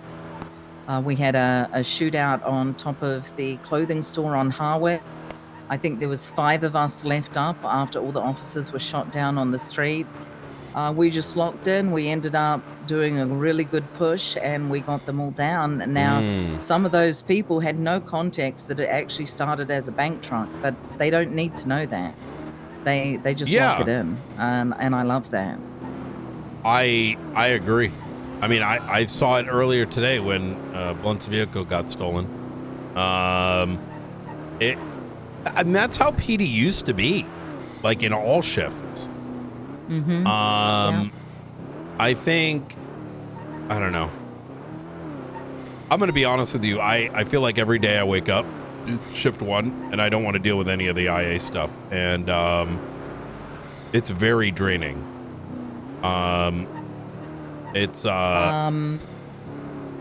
Listen, I've got great relationships with some people in shift 1. There are some really good people there. I just feel like the momentum has kind of slowed down. They don't have any really good fresh faces, which doesn't motivate FTOs to come on duty. And you need fresh blood around you to keep things moving at all times. But there are some really good people in shift 1. Oh yeah, 100%. Like King, for example. You might not agree with this, but I think Peach is actually fantastic. I think Peach, when we're on a big scene, I've seen it multiple times. She just locks straight in. I do like that. However, there's the other side of Peach too. I think, oh man, I have known Peach for a long time, and I've had some conversations with her. I don't like to presume on someone's behalf too much, but I get this inkling that she wants to do right by folks, but she is socially pressured into being put in positions that she has to, you know what I mean? Like, I don't know. That's the feeling I get. Like, she's being told what to do. You know what I mean? Or not told what to do, but like pressured on some things. I don't really know. I don't know. I'm not sure. I think this short-term concern that you have, you know, going back to you might end up as an officer, I think is probably short-term. I don't see that as a long-term issue, personally. I mean, I'm just going to say it. I don't think Rhodes has much time left in him. Right, but the mayor gets to pick who he wants next. And when I come on duty and I see I'm not silly, you know, I see who's meeting with who. I already know, you know, the kind of, that it's highly possible that he will choose Maxwell. Probably because they're around a lot of the same, you know, situations and time. And I just don't believe that she thinks that I am high command material. Why, though? I'm so confused. It's always been this way. It just always had. You know, I could go on vacation for a week, and when I come back, I'll be blamed for something I said 3 months ago. Oh, yeah. It's just it's that different kind of culture that I don't want that culture in shift 2.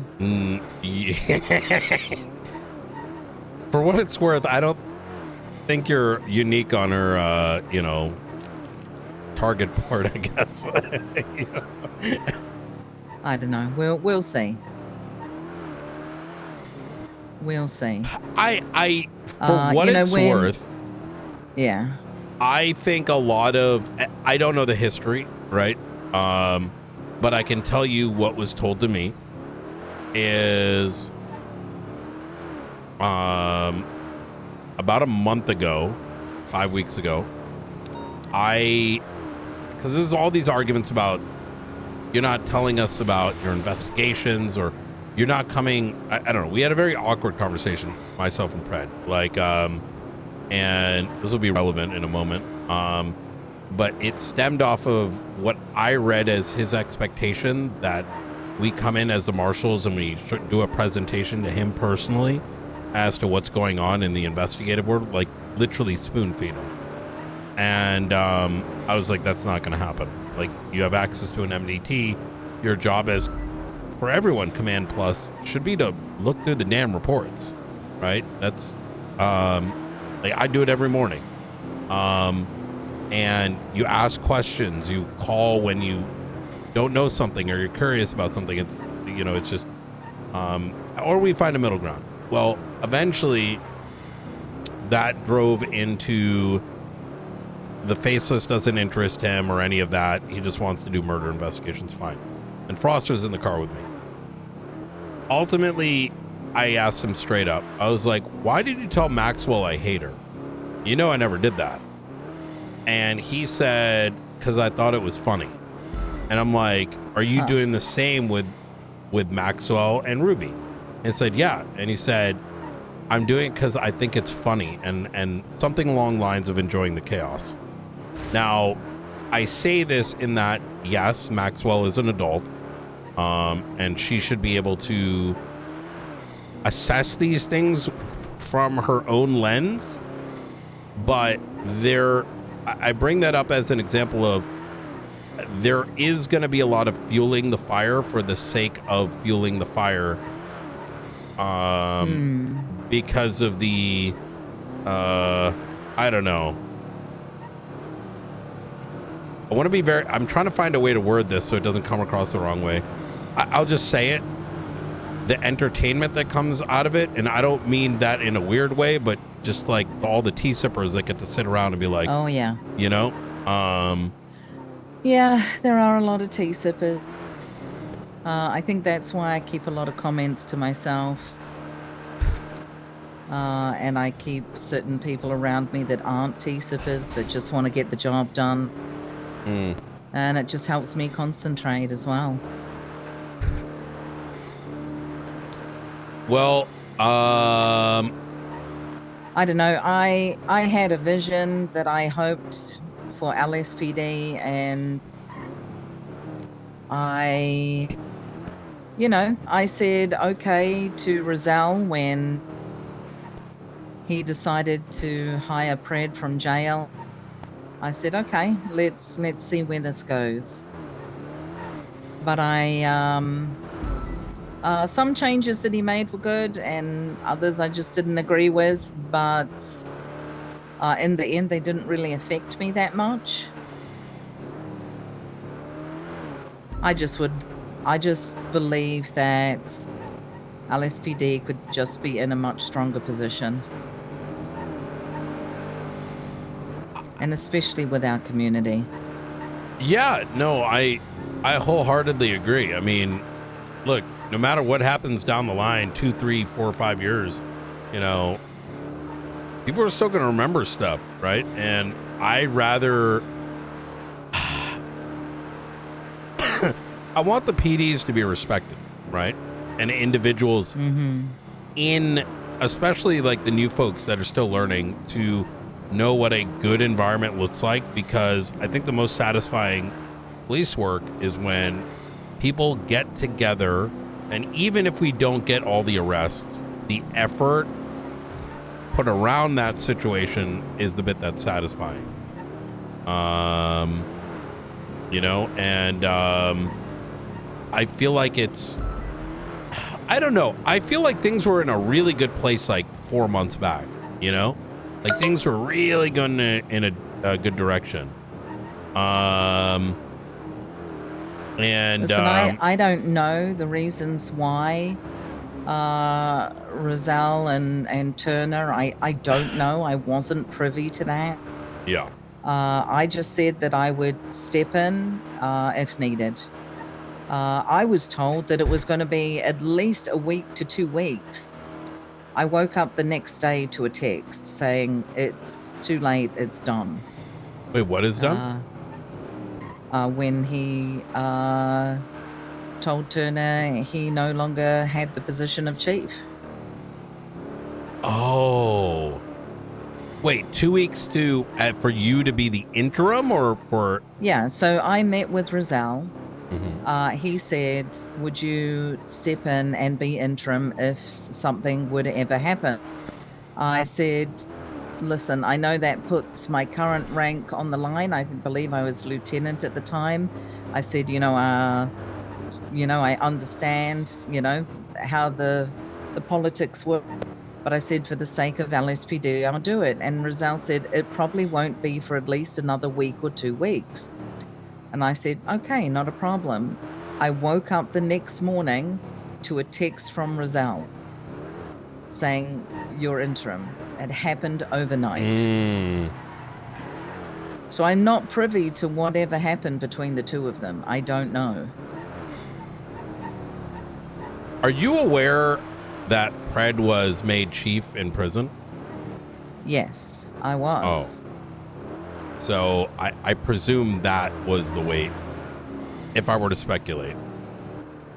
I assume so too. It was all timing. And I wouldn't be... Wait, I wouldn't be at least one bit... I wouldn't be surprised if Rizal said to Pred, could you keep Ruby around? And so therefore he made me commander. I think it was that, and I think it was other conversations at the time as well, where it was highlighted that, and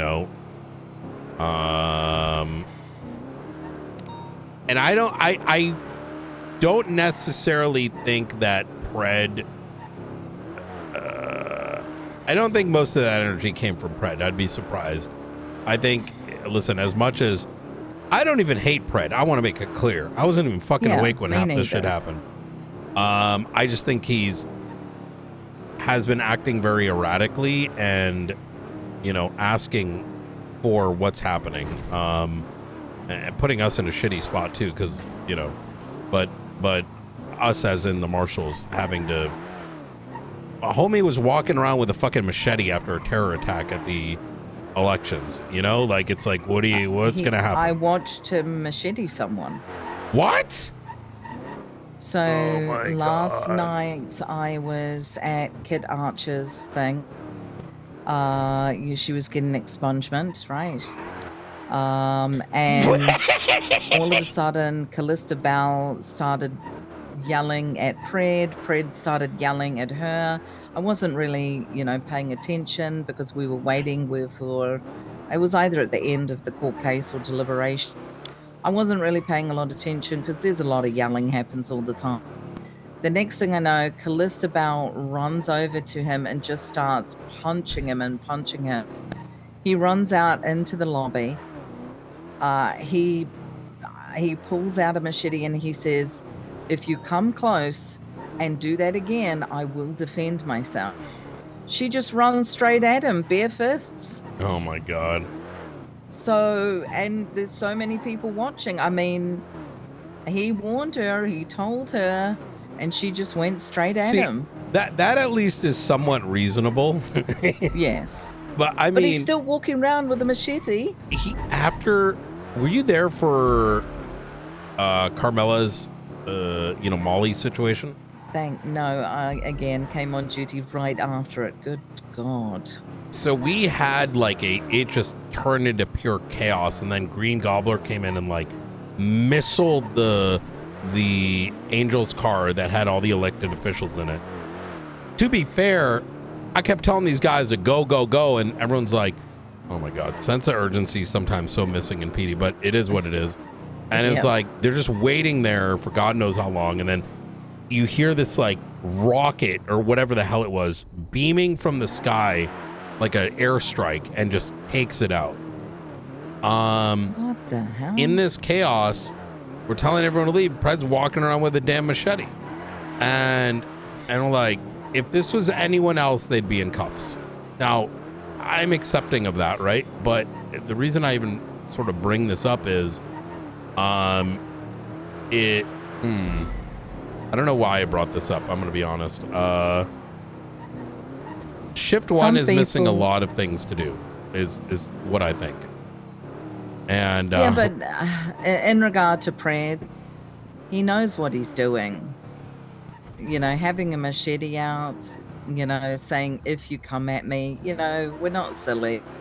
We know how the law works too, you know, and pushing the buttons of someone who, you know, is a borderline mental criminal now. It's going to happen. Yeah, that is true. I mean, I would very quickly offer you and Oxby and whoever a place in the marshals. Know that that's always going to be there. However, as much as I would love you in the marshals, I think that you're a core staple of LSPD Shift 2. And I think if anyone was foolish enough to do that,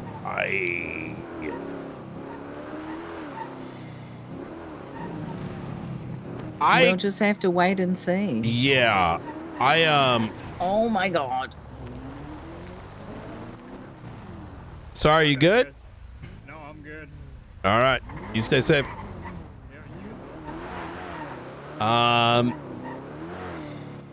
Listen, if there's some kind of shuffling that happens, I get it. If anything, I'm extremely happy for the people that I have in Shift 2 that have worked their asses off. You know, especially someone like Keith, or maybe Oxby. I don't know. I think we'll just wait and see. We'll wait and see what happens. Yeah, I mean, shuffling, reasonable. You get demoted down to officer, that's, you know. You would expect that those in the shift are making some of those decisions in order to allow that organization to continue, right? You would hope that, yes. But I do agree that a lot of the decisions that have been made thus far have been kind of absurd. Oh my Lord. We have a bomb? We have a bomb?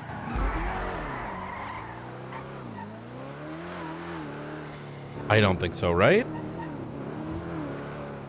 Hey, is that real? What real? Jack Ryder 1012 for Damam.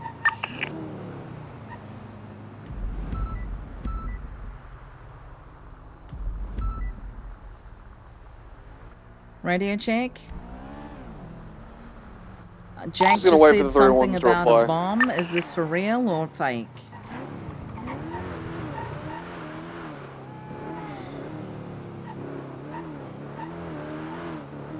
AFM, thank you so much. Channel 3 pursuit of pulled up to an officer with a bomb. Jesus. Alright, we got Jonah going for cuffs. If I search this guy's asking if I search him and he doesn't have the bomb, is he free to go? The guy on the red block. Oh. Was he the driver or no? The passenger. You can never tell nowadays. If it's a passenger A-frame, make sure you have a backup. I don't want you to blow up. I don't want you to die. I got you. You know who's got a bomb and who doesn't. I got you. Yeah, I know. Oh, I forgot this isn't a coquette. All right. I think everybody here is. It's a good car, but it drives very different than everything else.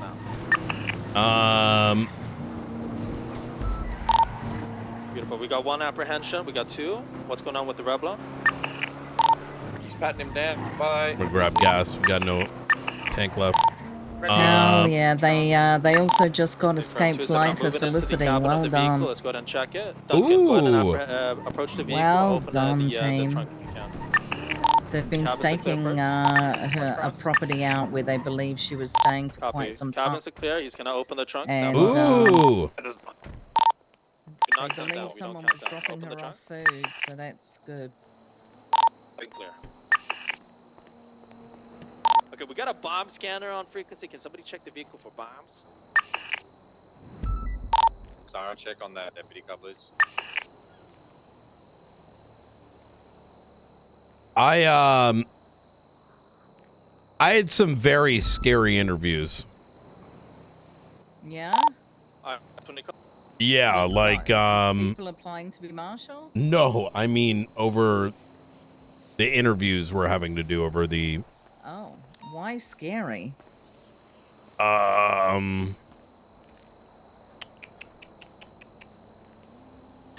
can divulge some of this. Just kind of keep it close. Just generalize. I think so. I used to go around telling people asking people what RSNPC is, because I think it's like a core to what we do, and the meaning behind it is sometimes lost. I don't know if people know what good faith is anymore, right? Like, I will agree with you, but that's only because I'm going to say this in the nicest way. Mm-hmm. A lot of the police department have suffered through court cases that teeter on what is good faith. I agree. I definitely agree with that. And I believe because of that, some people have just got very jaded. I think that it is important to give Angel an opportunity. And, you know, there might have been the senator who may have went and defined a lot of these things. So we have a definition to lean on. So that does help us to a degree, but I don't want to say what you're saying isn't valid. It definitely is, right? Where a court case is lost due to some odd reason and feeling and not logic, and now it has everyone questioning whether we can do something that seems very normal, right? And I don't know what the reset point is, right?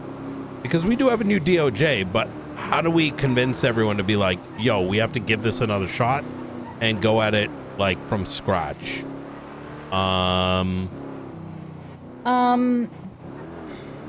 I think it's going to be a slow process of watching court cases, watching the outcomes, and to see where DOJ have their boundaries.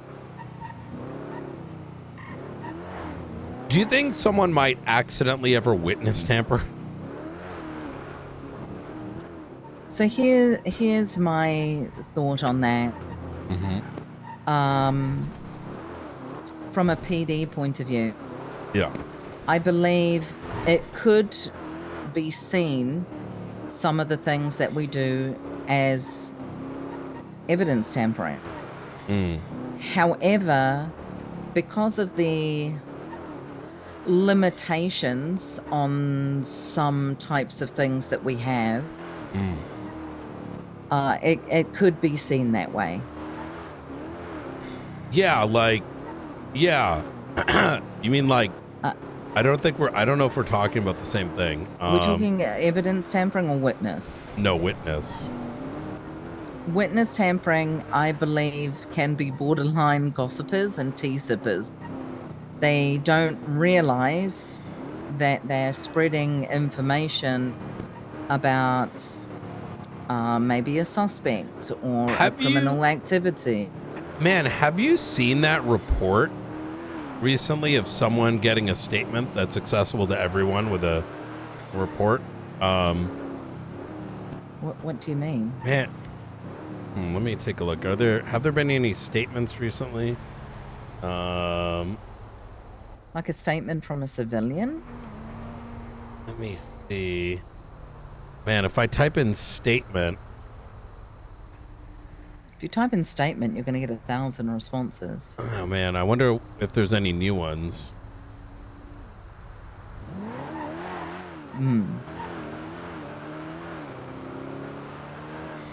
It's crazy. I was listening to that and I thought I heard the voice of a violent felon in the background. Oh my god. Listen, it's so bad. It's so bad. I know. Listen. I don't know. People talk. They don't realize they talk. They don't realize the parameters of which you're supposed to be policing. Look, yeah. Just to be clear here, I because there's an officer's name on it. I don't think that officer is in any trouble. But there's a lot of very odd decisions that other members of high command have made. And it's going to get, the docket's going to be very spicy in the next 7 days. And I don't mean the ones that are currently posted. So I think what the future holds is currently a big question mark. I hope that if Denzel ultimately needs to make a new choice, he does so diligently, because, how many times can you strike before it's negligence, right? And the thing is, Oxby's going to be on leave for 3 weeks. So, let's see if any changes happen during that time. Oh. Yeah. Hey, I mean, come on, you can work for Frodo, right? No, I couldn't. I'm sure he don't think I could. As nice as he is, and he is nice. No, I don't think I could. Yeah. All right. Today has been a day. Oh my God. So I want to catch you up on a couple things in the event you come across this, or, to build context to what might happen the next couple days. There is going to be a report off Spanish Avenue. There was a particular day where we were literally collectively losing our minds, because there was Ron Oil was shot up and their executives lost a bunch of armored cars, while simultaneously, this is the day after that bombing at the hospital situation, with Ming. And so I was having to deal with that, right? The post reports. But while this is happening, Ron Oil gets shot up, executive lose armored cars.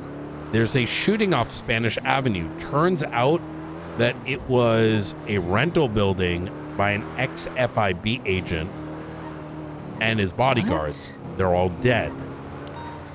One in that room was a laptop with information that ties to some core infrastructure in San Andreas.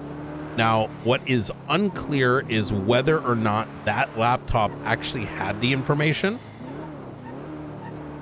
or not. And the reason I say that is because it seemed like it did, but later information we gathered infers that there might be decoys, or there might be many files, perhaps only one of which is the thing that the faceless are looking for. Now, the reason why this is absurdly concerning is because if we go to this one, if you look at that chronicle, you'll notice a photo in there. This is one that I submitted to the chronicle. This is where I witnessed, we got a tip off from a CI who out of the blue called me and said, you need to go to Polito. And let's just say him and I don't have a good relationship, but we don't like the faceless. And so I knew this was serious. We witnessed Mr. Blue with a bunch of individuals in black suits on a tugboat 2 miles off the coast of Polito. We didn't have a lot of units. We didn't know what we were looking for, so we didn't get units in time to do much about it. But we witnessed Mr. Blue with what we perceived to be his bodyguards meeting with the archivist alongside a bunch of faceless assets. That evening, later that evening, as I was unpacking all this, I'm speaking to Skipper Jones, whom days prior witnessed a monetary exchange by a Mr. White, all white suit, 2 bodyguards, Charlie's there, and one of the assault team guys. He tried to call for my help, but it was a generic 311, and I thought he just wanted to talk. Turns out he saw them, he tried to shoot them, he got shot and thrown off a building. So I went to go talk to Skipper to see, hey, is there, like, what's going on here? Is there something you know that I don't? Turns out he had reported some huge amount of information to the PD months prior. Information that would have helped us. But neither was it recorded, but instead his speaking with the cops was leaked. And they targeted him. Oh, no. Yeah. That having been said, while speaking with Skipper, and he's giving me this background, back in the day with Edgar, this and that and the third, I get a call from the archivist as Charlie is landing his plane across the way. And while I'm on the phone with the archivist, he's telling me that he was on that tugboat to meet them. And that they have a common cause. They don't agree on the methodologies, but there's something that they are planning to do that they agree on, and that it's going to require the archivist to finish his work. The presumption is that they're going to drain the bank accounts. However, that seems on the nose. That's not to say it's not going to happen, but that even if it does, that is likely the first layer of what they're actually intending. That having been said, I want to circle back to this FIB thing. That core infrastructure they're looking for is likely the thing that the archivist needs in order for him to complete his work. So that circles to what happened today. We receive a bomb was planted on the Echelon building. Remember how I told you that Miguel tried to plant it? We know it's unlikely the besties, as there was a 78th call with them shooting the cops. We then go to look at the bomb, like go to this call. It was a call. It wasn't even a like beeping. There was a call, like a dispatch call, like a civilian saw a bomb planted. We find it on the roof by the satellite dishes. Now, if I didn't mention this before, it's one of 6 satellites that is... Yes. Like, yeah, you I've know, seen them. And we got one of these assets to flip, and they showed us a tablet application that allows them to keep them functioning. But we lost access. But we know that it's critical infrastructure. Bomb is planted up there. I go to see how much time is left. It blows up. I take it all to my chest. Nakota somehow survives, but the blast from the side takes out the dishes and the antenna, and now the top of the flambeau was blown. Diego was present. He was also present the day that Miguel tried to blow up the thing. Now, you know, us up an atom also caught on fire, right? Oh. And you know, Diego and New Epsilon run up an atom. Oh. Yeah. That, if I were to guess, because they've been very helpful to us, is if I were a betting man, I think the Faceless gave that to them to get them back on their side. So here you are dealing with bombs and facelit, and I have people investigating New Epsilon because we have had a very interesting tip-off that may be true, that body parts are being supplied to Up and Adam for their food.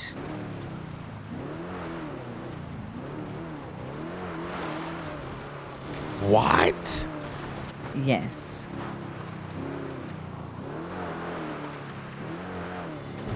Yep. So anytime you want to swap, that'll be great. Oh my god. So, I gotta be careful here. We possibly may have somebody in EMS that has unknowingly joined New Epsilon and may have access to certain things. Yeah. Oh my god. Oh, and the crackheads are involved. Oh, Margot. Yes.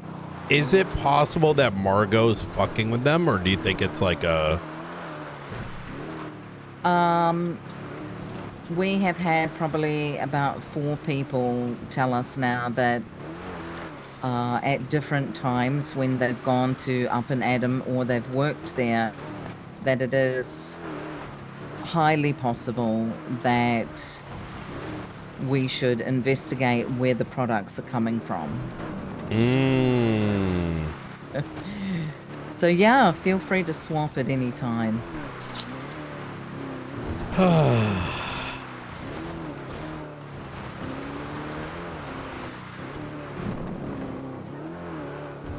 Yeah, it's an interesting world we live in, right? Yeah. I mean, hey, it keeps it interesting. I mean, sure does. Yeah. All right. Well, we think McNulty's now kept where Ming was because we never found the location. Yeah. So we're chasing the Habibis. We caught DJ Cooper dumping a radio while we were searching for McNulty. Turns out the radio was McNulty's. It had a serial number. They like puddle dumped it. Like they didn't even go into they like dumped it like 2 feet away from the beach. Like I don't know what the hell they're thinking. 4K photos, everything. I mean, that might tell us who the actors are, but you know, once the faceless have them, I don't think the assets actually know where the person ends up. So DJ was possibly blooded out of mana, you know that? Yeah, him, SK, and Stee. Oh, and the one with the bunny ears. Aoki. Aoki, yep. Yeah. You know who Eliza is, right? Yes. Her ex-husband,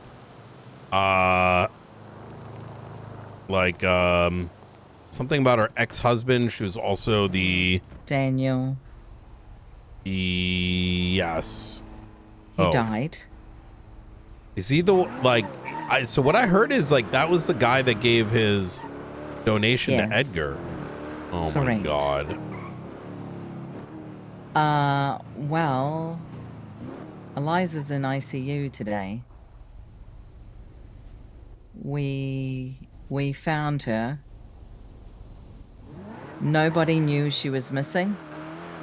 What? Everybody thought she had headed, into her, I don't know what you call them, mobile home caravans for the evening at New Babylon. Yeah. We found her over at Paleto Cove, blood gushing today from her neck. Yes, about 2 hours ago. Oh no. And it wasn't a regular knife, it was a serrated knife. No knife, no evidence, just a single 911 call and an additional call from a local who saw her just lying on the beach. I was able to get hold of a couple of people on her emergency list. They had no idea. They had no idea at all. They were like, you could tell they were in complete shock. Everyone else on her emergency list was not available. And of course, she had Daniel on her emergency list. And Dr. Stacy says, well, Daniel's no longer with us. Why would he be on the emergency list? And I don't know, things like that just kind of make my, my ears prick up a little bit. Hopefully, hopefully someone didn't give themselves for Edgar who was not Daniel. So I'm going to mention some things that may or may not be related, right? But just in case, because it happened today too, she used to operate the Kiflon building. She really did not like the fact that the others took over and erased her from their, stuff. One of the suspicions of who may have been behind this is New Babylon. Now, between us, that bomb was kind of, I say this half jokingly, but serious at the same time, is that I think Alfonso's a bomb maker. I mean, I say it to his face. I think he was a suicide bomber in front of the hospital that day. I believe he's the one that unintentionally blew up his workshop one day in New Babylon, and we arrived there and he drove off. And yes, I was there that day. Yeah. And I talked to Skipper today, and Skipper told me that he had to go away for a day. I think this motherfucker went crazy and bombed the building. But while on this craziness, you cannot tell anybody this, Ruby.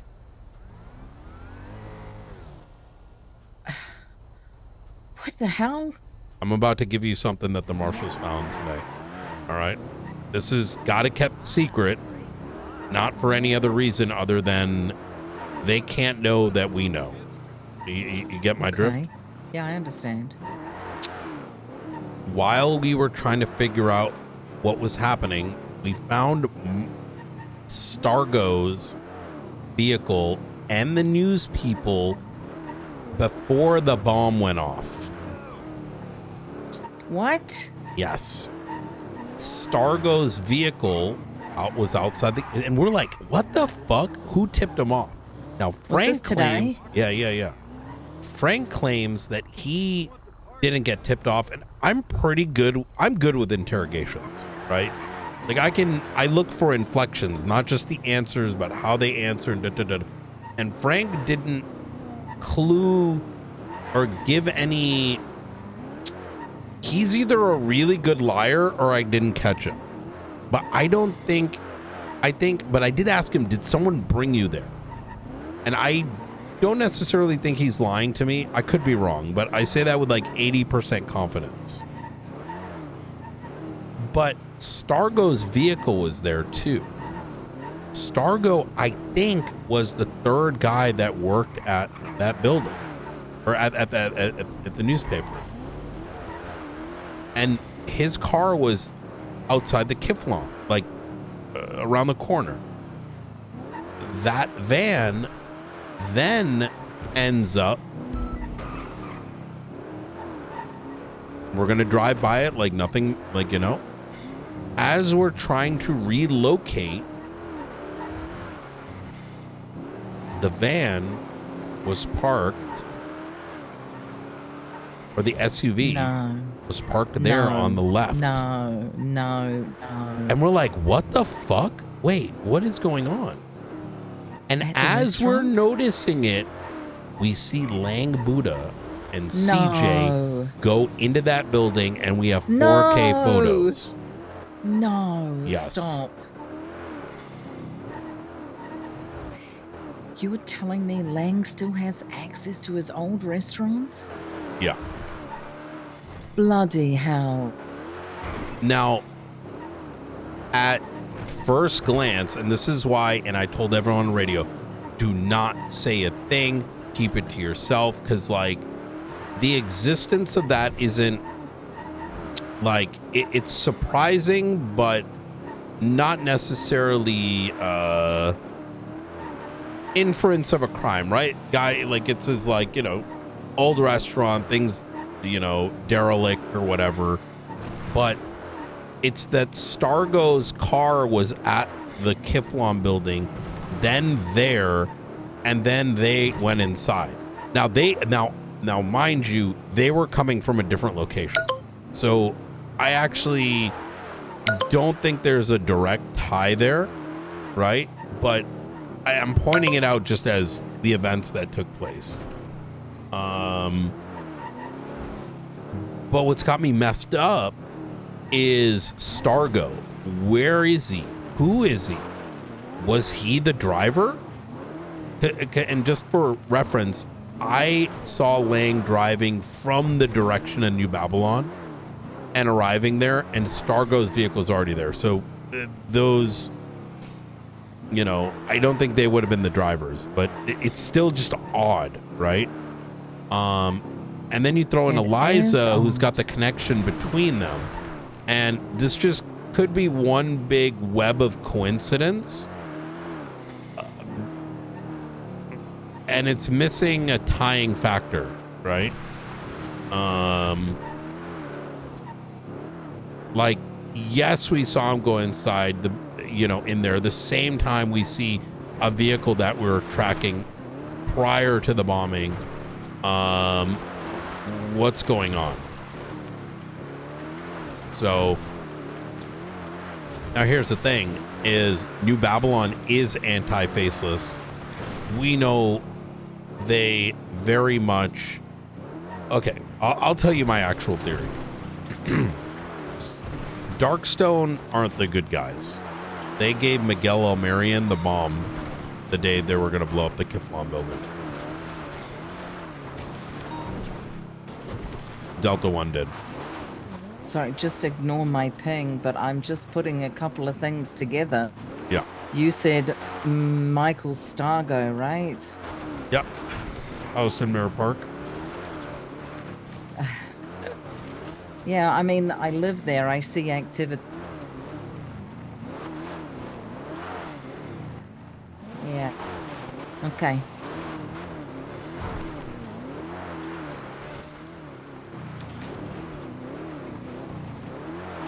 Very interesting. He owns a business as well. I'm gonna see what business that is. Yeah, he's been off the grid. I also tried 100%. I also tried calling him on whatever number I had in my contacts, and he didn't pick up. So, did you hear what I said about Darkstone, though? Yes. Yeah. Delta One's DNA was on the bomb that Miguel tried to plant, and it matches to him having given it hours prior to his attempted bombing. And part of me now, for reference here, Sassam is going to do something about it, but we don't know what to do yet because this is a very sensitive matter, right? Like, you know, I believe we spoke about a week ago, you know, in regards to the fact that it's become beyond evident, well, it obviously is now, that, you know, everyone's out for themselves, right? Yes. They owe nobody absolutely anything. But it sure does look like they are, we'll say, recalling the favors back in. I That's don't what disagree. it looks like. Yeah. We have a... I'll put it like this. I've pretty much asked the representatives for the state who are considering the ability for us to request or get authorization for certain operations and equipment, because if we end up digging deeper with this Darkstone thing, it could be an arrest tomorrow, right? But it's not, wouldn't just be an arrest. We could quite literally be at war with a fucking PMC, right? Whose equipment come from them, whose military equipment, you know what I'm saying? Like, it's very, very cautious for hitting that red button, especially. Could you imagine we go to court and it's like that DNA doesn't count? Like, think of that. You remember the Besties twin bombing? Yeah. Now yes, Delta of course. One's walking away, like, without charges, but we also have ruined our relationship with the, you know, it's I'm gonna be honest, fuck that guy. I don't know what the hell he was thinking. Like, it's so yeah. Anyway, Storm's here. All right, well, Oh my god, it is. Ruby, keep your head up. You know, I think a lot of people value you and what you do, and you know, things change, but usually that's all temporary. So, Yep, the future is before us. We'll see what happens. that's right. You have a good night. You as well.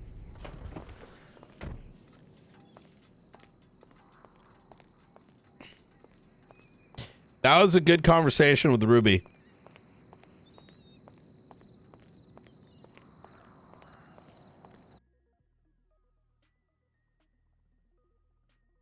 Yeah, we want to do something with Darkstone. We just don't know what yet.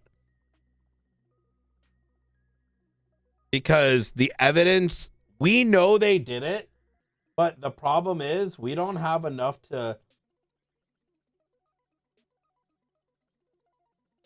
reasonably push charges.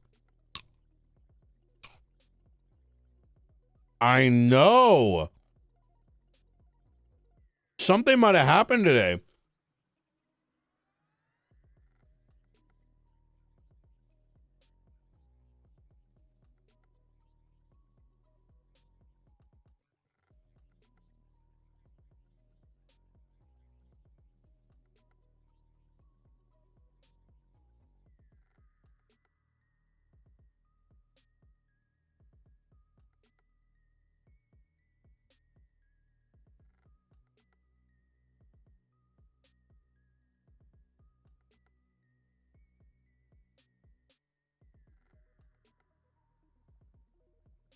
I mean, yeah, we could have Ruby in the Marshals. I think that would be fantastic. I think it'd be really good for Shift 2. However, simultaneously, I think she provides more value for everyone being, you know, a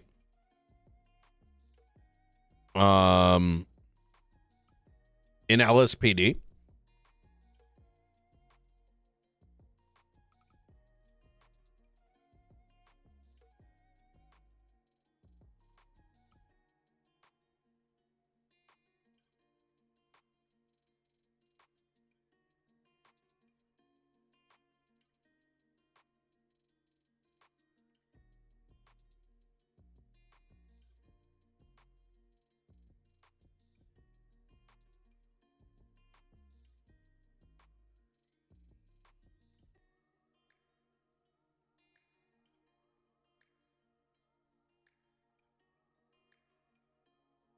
Any questions about the RP today, chat?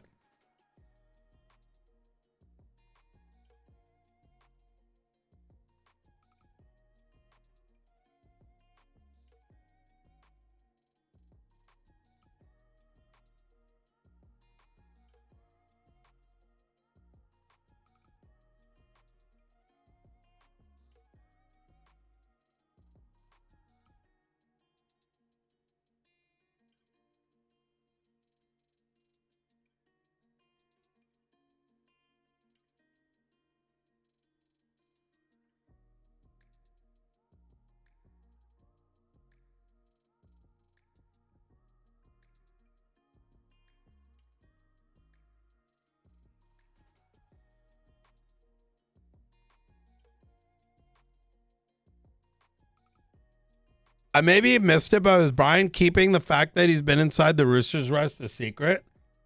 Yeah, of course. Why would Brian not protect his #1 CI?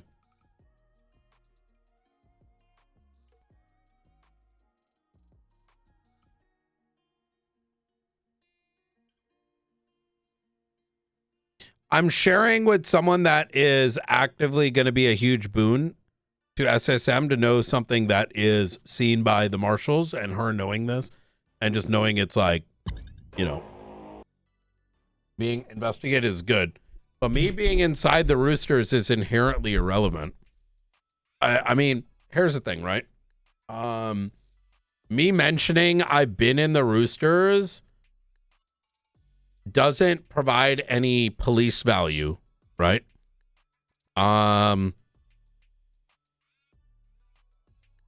Because I know that there was nothing, at least in the top floor. And given that now people know that you can go in there, okay, bet. Like, there's no crime that's taken place in the Roosters. Let's be clear about this. Is that Lang having access to it is shocking, but it's quite literally not a crime. It's his own fucking old restaurant. Is it like a, whoa, that's crazy? Sure, but it's not illegal. And there's no evidence that the place is being used for a crime. Or we don't even know if he owns it or he just has access to it, right? So barring anything that points us to it being used illicitly it would not make any sense in RP. Let alone, you know, like, unless our logic is he has keys to this building, must be sus, is not a fair, to like, you know, and I said this to folk, I said this earlier too, didn't I? It's like, oh, it's like someone going into a property and being like, oh man, that guy owns a house? Oh my God. Right? It's meaningless. And the access to that property has as much value as if the world had more doors than 300. Right?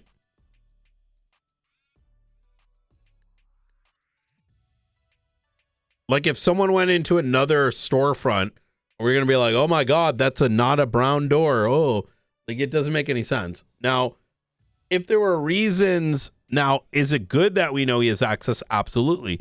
Because if some crime were to occur or they were a subject of an investigation, we may now, by having knowledge of that, may be like, yo, we might want to spin the block on Roosters, right?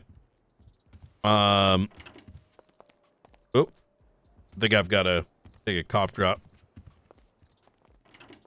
We might need to spin the block, like, you know, like go take a look to see if they dipped over there, because like they disappeared on Spanish Avenue. Okay, did they park up at Roosters or behind or something, right? But keeping it limited, because in the event it becomes valuable, we don't want them to know that more of us know, right? So I'm letting, yeah, so yes, of course Brian does know, but he's also not going out of his way to be like, I've been in that building, because it has no like investigative. I'm using that discretion not only because I'm the director, but I also know that it has no investigative value right now, nor would it.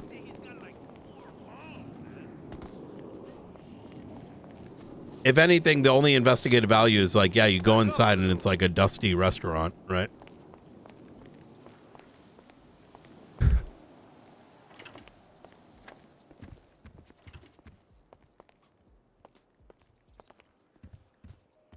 DEFCON 2. That can't be that bad. I'll show you in a second. Okay. What'd I miss? You know, just hanging out with Ruby, you know? Ooh, okay. Yeah. We wanted to catch her up on some of the things over the last week, so that in the event she comes across some things that she's aware and vice versa. Some points of note that she brought up is apparently the new Epsilon individuals are also now own allegedly the Up and Atom. And it might be using like fucking meat or some shit. But the big thing here is I'm glad she told me that, because my immediate thought is, what if Diego was behind what happened today and the situation back with Miguel and the bomb, or tried to parlay against the bombing? And is he possibly being coerced by the, the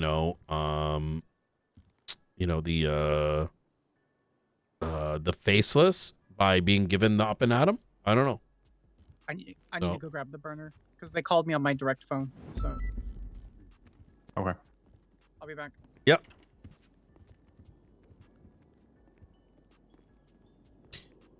She's also pretty worried about her position. Ruby? Yeah, not because of us, though. So, did a little bit of, like, reassurance, like, you always got a spot in the marshals. I think she'd be great, as would, but truthfully, she's, when you think of the three departments, she provides more value being where she is in the LSPD, right? Did something happen today? Because I had almost a very similar talk with Oxby, where his attitude today was very odd. And I kind of, I've made the joke, you should come to the marshals, because he's very much a patrol cop through and through, and I never, it's a joke between us, because he'd never, and he almost kind of took it seriously today, which is severely abnormal. I don't know what's going on. The only thing I can point out is Rhodes was around. He did have a conversation with Rhodes. We were going to meet, and then he said he needed to have the talk with Rhodes first. And his demeanor after that was not typical. I didn't really put that together till just now, though.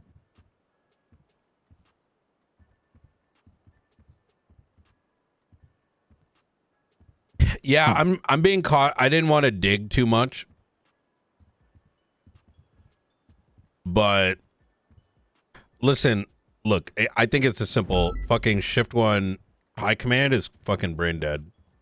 And they made a lot of foolish decisions that has such negatively affected the department from such a hyper selfish manner, to the extent that they expect us for them to do the dumb shit and expect us to clean up the mess while throwing a tantrum. And I have no problem saying that. But I think a lot of those actions are now affecting even more severely other shifts. And I pointed some of the interrogate. I mean, Espino's quite literally in 10 minutes was like, straight up, he didn't say impeach Rhodes, but when he's like, yeah, Rhodes acted grossly negligent and shouldn't be the chief. That says a lot. Espinosa's shift 3 command, right? Yeah, that's what I said. The shift 3 folks are giving us a very different picture than the shift 1 and even shift 1 seems to be part of the cover up. Shift 2 seems to be completely out of the loop, and shift 3 seems to have their heads on straight. I wouldn't know. Well, based on the interviews I had, it sounded like shift 3 is where it was brought up, and that was the origin. But wait, didn't you mention this? Was the origin of the conversations? And they're like, fuck no. But then, look, I don't want to mince words or thoughts here. Is that shift 1 is just going to do whatever keeps them in power, right? And inherently, Rhodes' plan keeps them in power. I mean, look, he made a political move. He took Maxwell and made her assistant chief of police, right? So that is status quo decision. And so as a consequence of that, when Rhodes is impeached next, which seems to be the clear direction that everything's pointing at, is, that shift is going to protect that, right? In the same way that Pred kept Shift 1 in those roles and kept it the dominant decision-making force in LSPD, Rhodes is now fulfilling that role next, right? So that's how I read it.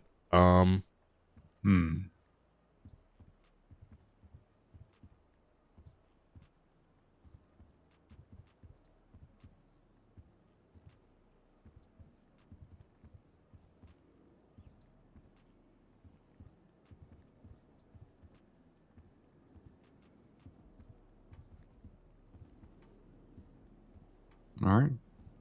I know Skylar has some important archive stuff going on. We found, if you open up sasm.org, there's embedded in the header of the page, we missed it, there's an IP address.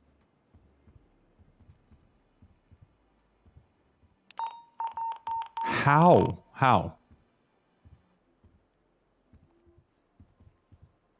They How the did say fuck that is that somebody was happening? going to do some sort of tricks with a rooftop wheelchair or something. Oh, So, what the hell? Okay.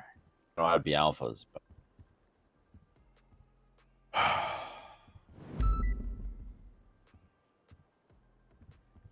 Wait. Oh, this is Cloudflare. It doesn't. It redirects to. I'll let Sparks explain how it where it goes and how she got there. Mm. Well, hello, everyone. Hello. How you doing? I'm okay. Just catching up on some paperwork. Did something dramatic just happen? Because y'all are Brian in the, almost like, died earlier. y'all are in the therapy circle, so I assume something happened. No. We're Sparks is going to give a bit of a presentation on the archivist stuffs. Oh, cool. Not Hot really. seat. Oh, okay. Where'd you get a projector? I mean, I could just set up my tablet right here. It has the encryption on it. Have you started cracking it at all? No. The problem is, I'll give a rundown. So I finally actually was able to have a conversation with one of the archivists, which there's now at least two. Cassius Vane and Lucian Varthus. I'm assuming both of those are names of the characters that were involved in the D&D game that they had at Indiana University. But I have no proof of any of that. Regardless, I opened up a conversation using the burner that's in Pi. That is 39623. None of that's been documented in there. It's just available for everyone that has access to Pi to have, which I do have right now. And eventually they started discussing with me the situation and was willing to open a conversation. I explained to them that I wasn't Brandy Lynn, that I wasn't Junior Huntley, and that I treated them with respect. They should treat me with the same.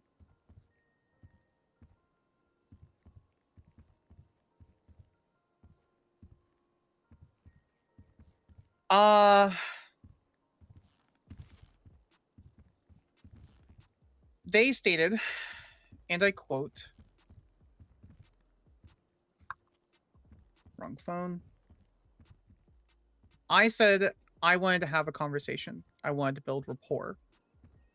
And eventually they stated, after the long discussion about how our goals as Elios and SASM are not necessarily different, but the methodology is significantly as such. We want people to be protected. We want those who are innocent to go free and the guilty to be put away.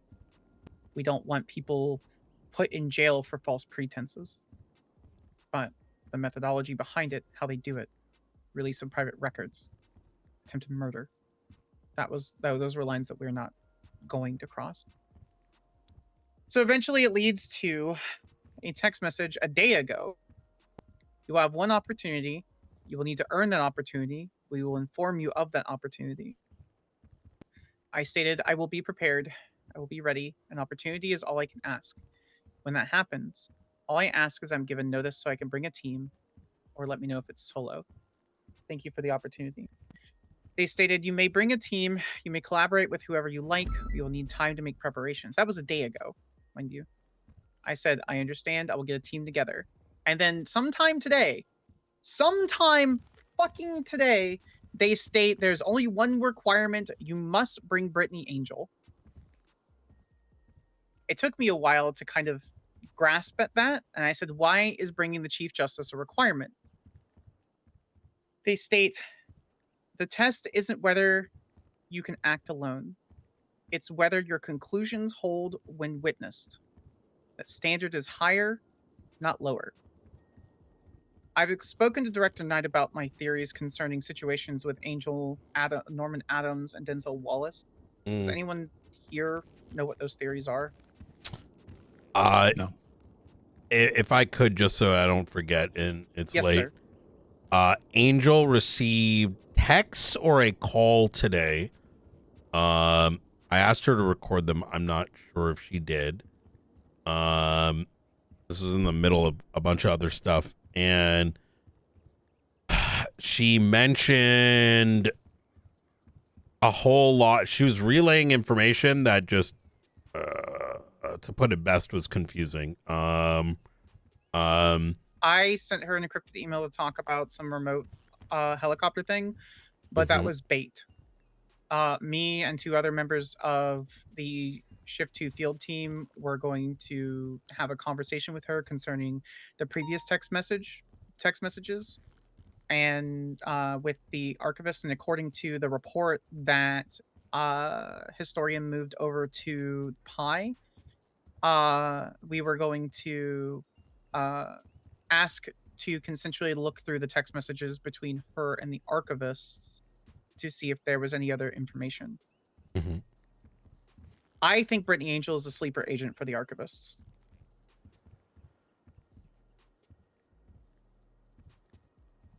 Here's the facts to my theory. Over time, over however many how much time, at least 4 months that I'm aware of, because the Constitution that was originally hacked into the archivists had the A. After spending hours and hours and hours deep diving through all the information that I have discovered that all the other members of Gold Pie team have looked through, these hacking information seem to be going into what seems to be like subliminal messages or subliminal information for MDT access and login, specifically to certain members of government. Denzel Wallace, Brittany Angel, and what I believe to be Norman Adams, but unconfirmed. Around the same time, Brittany Angel and Denzel Wallace had some sort of what Angel stated was essentially connections in VR. She thought it was what seemed to be like real life. Remember the archivist that we know, the one that's dressed in white with the black, with a bowler hat, seemed to just appear on Vespucci Beach. She went to the DOJ house that we've met her in before. She went downstairs, and the archivist, one of the archivists, that particular archivist, was in her bed, not in her bed, but in the doorway to her bedroom, pointed a gun and fired. She woke up in a sweat, obviously not dead, went back to bed. The next quote-unquote dream that she had was her walking out into that porch. This actually makes sense. This is the rectangle, right? Like this portion is the rectangle of the house. She walks out of the porch to the north side that leads to the stairway, and that archivist with the same mask, the same bowler hat, is standing there on that stairway. Up to that point, no images of the archivist that we saw were released publicly. but she was able to identify nearly exactly the same description. Now, to go off of that, around the same time, Denzel Wallace also reported, which that hasn't been fully discussed because it's been full of all kinds of other garbage in the first shift. We haven't been able to sit down and have a conversation with him, but from preliminary discussions as of 2 weeks ago, he was having similar visions. It felt lifelike, it felt real, and it was like almost living in a simulated reality. My theory is that the archivists are connecting to some place, somewhere in the MDT, leaving subliminal messaging to rewrite history. Not permanently rewrite history, but replay it. I think there are certain people who have access, either high in government or involved in Sanguine, at least the old Sanguine, based on the information that was released by the archivists, potentially redo Sanguine. But this time the government wouldn't win. I didn't think about that until I spoke to Finley Milton. When I spoke to Finley Milton, who was willing to sit there for almost an hour having a discussion on the history of Sanguine, talking about some sort of Wakanda tank and how the government was going towards, and the current now, where Director Knight has stated that there have been essentially repeats of history here that were similar how before Sanguine happened, but now it would be domestic. And so that isn't something that's like publicly discussed. But when I started doing discussing with plenty of people around San Andreas concerning the history of Sanguine, that's what ended up being the primary thing. I didn't prompt the question, but 3 other people, including Director Knight, even stated that it feels like it's going that way. That comes to a head now with the archivists demanding that Brittany Angel be involved in the situation. I even told Rooker yesterday that I didn't want Angel involved. I wanted to bring other people in from different governmental factions that were trusted, specifically field team members that were outside of LEOs. And we were trying to discuss like who in the DOJ that might be able to be willing to join, like Norman Adams. I brought up Angel. For those who don't know, one of the primary reasons I joined the Marshals many years ago was primarily because it was led by Angel. She's not a mentor of mine, but I look up to her a lot. And so with the idea that she's possibly a sleeper agent with this lifelike reality that she's like running through, that she's reporting, with all the other twats and the other information and programming that we received from the archivists that have been public and that we've received privately, the fact that they're requiring Angel to join this team, and I quote, "The test isn't whether you can act alone, it's whether your conclusions hold when witnessed. That standard is higher, not lower. My conclusions with the discussions with whomever or what group is utilizing this particular phone number, I've stated numerous times that our oath, my oath, goes well beyond the statements of old to protect those who cannot protect themselves, to protect the Constitution and the good people of San Andreas, that we will never cross the paths when it comes to breaking the law just to justify the goal. We will always follow what we can. That we're not furthering, our actions are not to further knowledge for some reports, for private messages. It's for the greater good."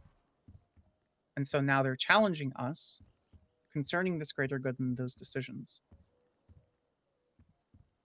When I got approval to have the burner in the PI report, there were 2 different numbers that I sent out to the archivists when they want us and when they need us. The burner was the want, when it wasn't vital information, was it something not important. And they've respected that. They've directed my specific conversation as my username for Seraph through the burner until today. They called me about an hour ago, and then they texted me a new website specifically directed to me for the opportunity that they're stating. So now I have a concern that whatever's going on with whatever this information is, just I might have to kill Brittany Angel.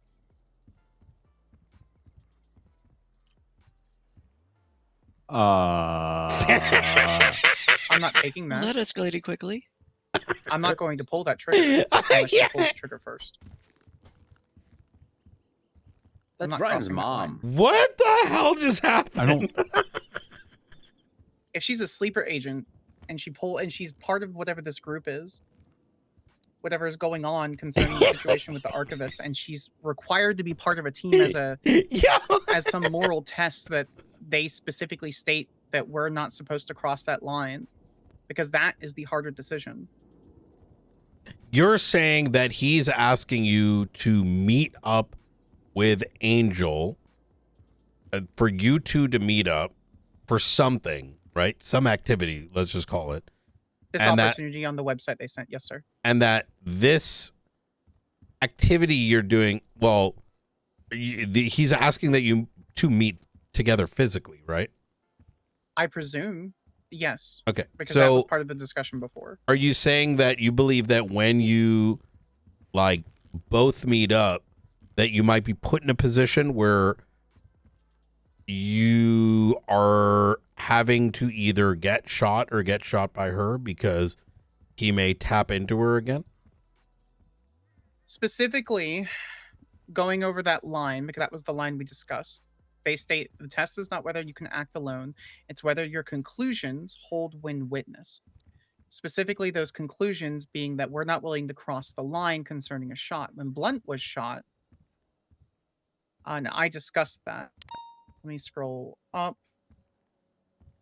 They state... But you know, I know there's a bit of a explanation to it, but you are saying that you believe that this may possibly lead, this is like a trap where you're going to be put in a position where she may shoot you, right? Correct. Okay. Whether that be in whatever simulated reality that they have placed Angel in before, that they placed Denzel Wallace in before, or whether it's an actual reality with real bullets. Yes. But I can't presume that it's simulated when I make that decision. I will say that you may be experiencing, from observation, keep in mind, I was involved with the archivist from the get, right? And what I witnessed is one of his tools is manipulation. And what he is feeding you and what he's feeding her and feeding others is intentional. And one thing, and I'm going to cite Miller as an example, is that he preyed on Miller and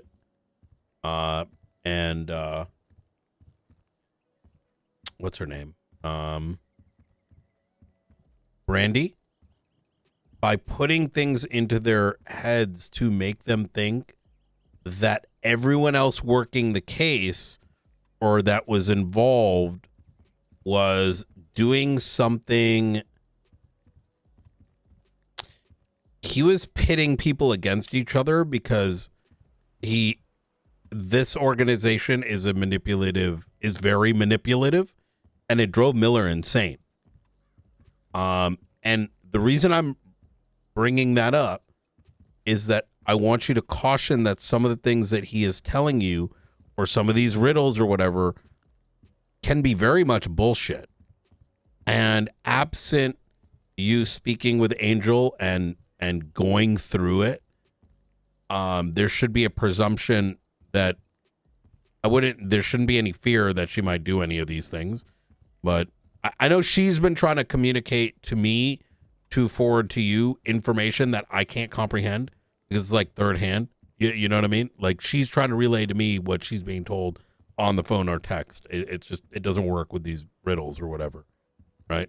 I think y'all two need to chat, and at the forefront, like this is a possibility, but just hearing some of it is I'm kind of concerned he might be trying to get you to think she's dangerous and possibly vice versa.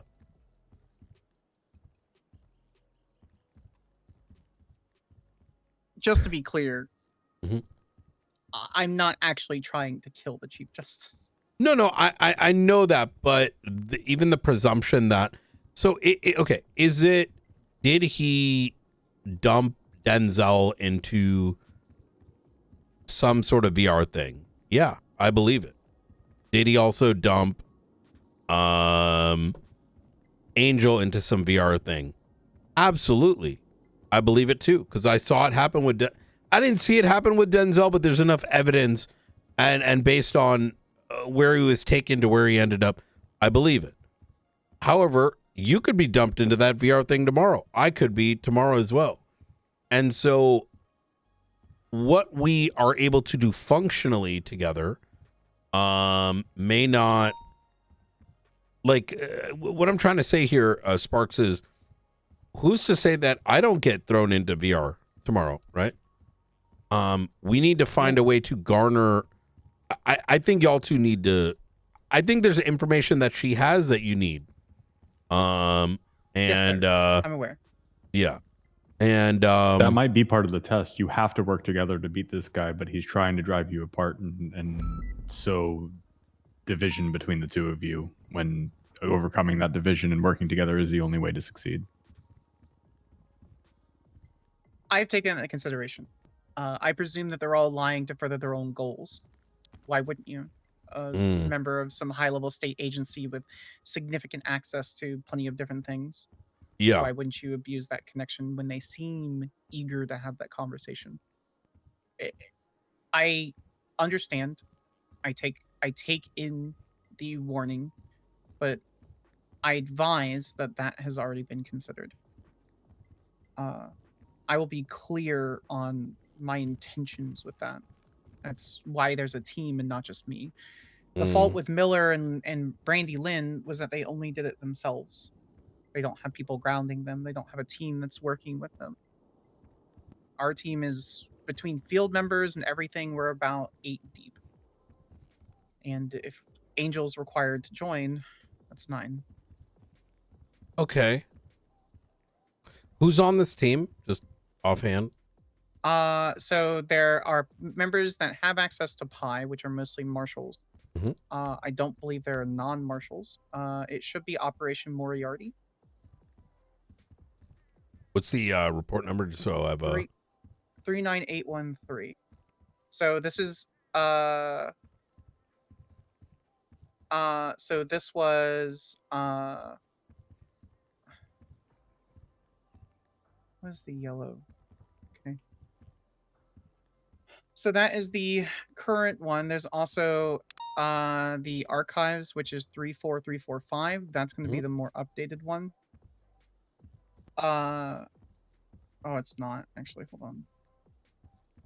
Operation Moriarty was started by Riker. Operation Moriarty is the report that is shared for our field team members. So that includes Snow, Riker, Kingsman, Rosner being Shift 1 field team, me, Ventura, McLeod, Brandy Lynn for field team, and Violet Waters being EMS. And then myself currently, Remy Ironside, and Richard Dark's going to be taken off. I don't know why he's not on this. He's still on that list. Let me pull up the rest of Pi really quick.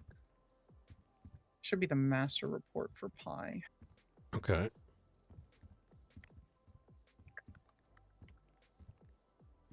Stand by. Where's that master report? 37424. Okay. All right. That is the master report. And then, according to this master report, the only marshals that have direct access is you and Riker, so that might need to be updated. The officers involved should be any tag, any marshal or anyone really. That's not Command Plus should be added to officers involved if they have the Pi they tag. should. Okay, it's not that report. Hold on. The last, I haven't been able to clean everything up because the last few days have been to speak No, plainly, you're good. miserable. I apologize. It is Marshall Pie Summary 35545. That is the most updated. Marshall Pie Summary is the correct one. I apologize. I need to have Ricker go through and clean some of these. So as far as Pie members, me, Riker, Rooker, Kovacic, Snow, and then obviously the other members on the right. I don't Those are the remember people what who Medju have says. access to Pie. And then those are updated field team members. For the ones who Oh, it's this thing. For the ones who Erebus. have limited access. So my intention with Operation Moriarty when Riker was discussing it was so that I could call out for gold team over 311 if there's archivist activity to check certain generators to split the team up, so that we can have, for example, like Violet Waters come in, check to see if the fire is safe for us to approach to investigate because she is a firefighter. She's a trusted member as far as the field team is concerned, but they don't have access to pot. I'm gonna give one bit of advice here because I've sort of observed something, and because it's kind of brought up now, I think it's worth pointing out is that whenever archivist pops off, you should have your main folks, right? But generally speaking, you should be calling effectively a Marshal 78 so that everyone who is a Marshal can come in and assist as needed. I think the importance of that is that the more people that are aware, especially within the department, the better, right? Like something pops off, hey, I need help with this archivist, right? And even those that may not have too much time, I know Luca gets pulled into a bunch of things and, McAllister, et cetera, but having at least some more folks that are tapped in at a 30, 40, 50% level is good. You know what I'm saying? Yes, sir, I do that. Okay, good. There hasn't been any activity that has been significant enough to call people in as a full Marshal 78. Understood. Okay. I don't have an example to give you, but I usually will just announce the situation that's happening. I understand. Okay. If you were to summarize this, because keep in mind, and ladies and gentlemen around me, I think for me, when I heard, I might need to kill Angel, that was kind of a shock. Like, I don't know how we, going from, where are we right now? Like, so what is he given? Like, what is? I haven't been able to put it in a report because we've been having the discussion, sir. This is just fresh. Yes, sir. This is in the last hour. I see. And did this new information is what made you concerned that this might be him trying to get you and Brittany to do something, and that it might be to set you and her up in a position where she's now shooting you? That information was given 4 hours ago. I hadn't had the opportunity to put it in a report or advise. I because gotcha. We immediately went on to other large situations. Following that situation, I wasn't in the mental space to be able to comprehend what was given, so I needed to take a step away, which was the primary reason why I had originally contacted you, was to debrief about that. Gotcha. Okay. Not that matters, because half an hour before the storm rolled through, I received this contact information with the warnings from multiple members, multiple archivists, that this was timed. Okay. Okay. All right. So it has essentially been to provide an excuse, one thing after another, and I haven't been able to put it in a report. I gotcha. All right. No, that makes sense. Okay. This is a lot to unpack. I'm going to be honest. And I haven't been able to get all of my team members into one place to even discuss it. Yeah, that's always going to be a challenge. I mean, today itself has been quite literally nonstop. I think I've been around for like 13 hours now, and it is not stopped yet. So, my advice, oh my God, 15 hours. What the fuck? Yeah, I'm going on 4.5. I'd say if shit ever starts heating up with the archivist, feel free to prioritize that if there's enough. Obviously, McNulty was kidnapped today, right? That's a little bit of an exception, but if there's some archivist stuff kicking off, and even if you were in the midst of there being faceless things, you can, like, specifically, and maybe one other, let's say there's enough units in there, it's reasonable to kind of break off to focus that, because the archivist is a lot, and as a consequence of that, I don't want you to find yourself in a position where you're having to eat from all these different plates and now your stomach's full and you're not able to spend the time you believe you need to keep it on track. I also am going to advise that, I'll put it this way. There was a point in time where the archivist shit, I mean, you'll remember this, Springfield, is like, we would literally be, that key that you found outside at the dumpster, that originally was a note with Brandon's CID on it, his state ID, sorry. And we found it there while handling faceless shit who is up on the mountain. Director, I don't mean to interrupt you. I apologize, but the IT guy is around. Oh! Want to buy ramen and sprunk, paying nothing, supplies critical. Who? I don't have James Alderman. His name is Jimmy. He used to be a member of the Archivists. Did anything come up back from that state background check there, Brian? Oh yeah, he's good. Okay. I don't have his contact information. Otherwise, I would have contacted him already. I'll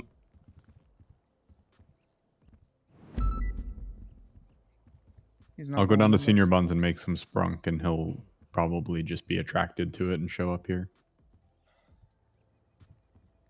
I don't want to directly twat at him because they will know that he's connected to us more.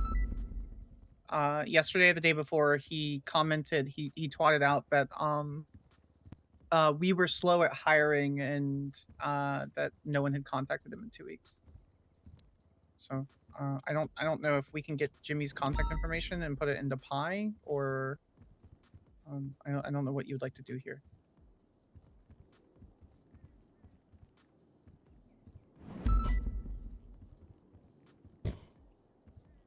I think we can lure him out without directly engaging him on Twitter.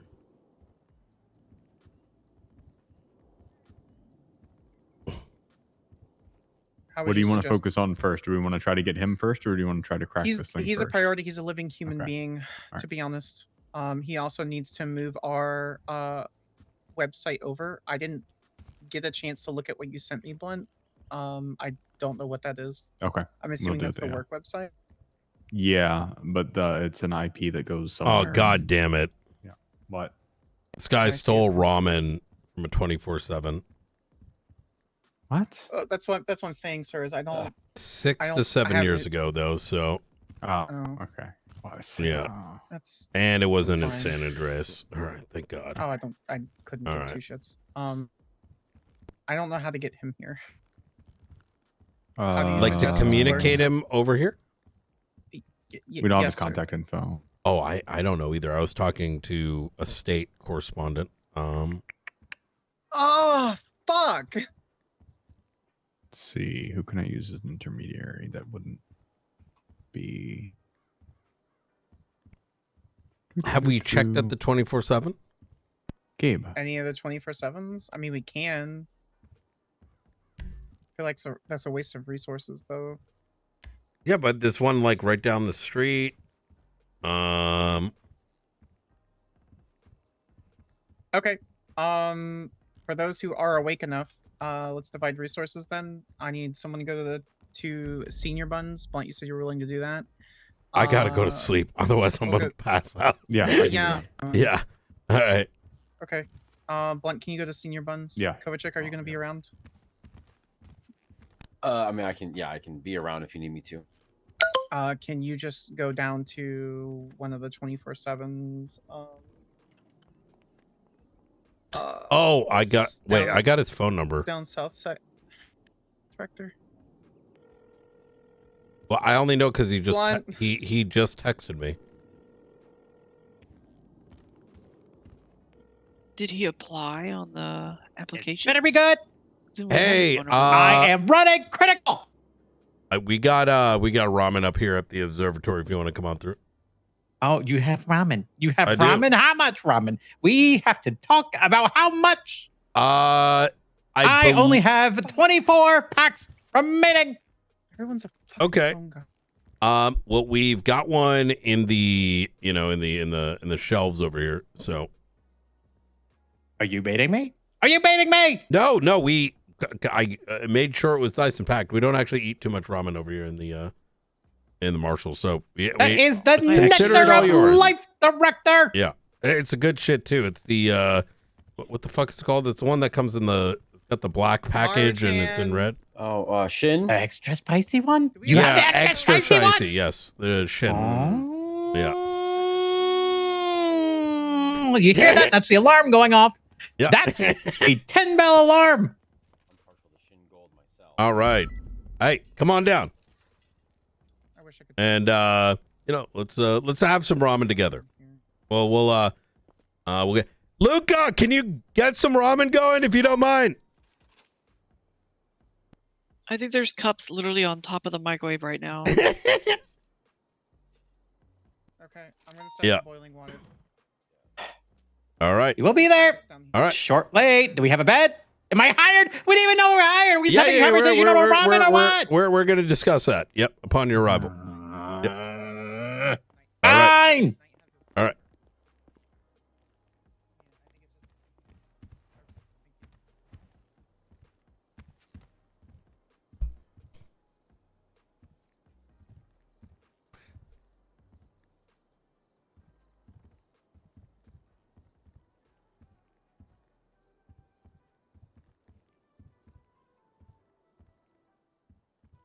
Kovacic, where did you put the ramen? It's on top of the microwave. It's those cups on top of the microwave. Oh yeah, I see this. Over here on the bar. Yeah, it's fine. I'm gonna have boiling water come out of the coffee pot instead of using. Yeah. That's probably a better way to make it.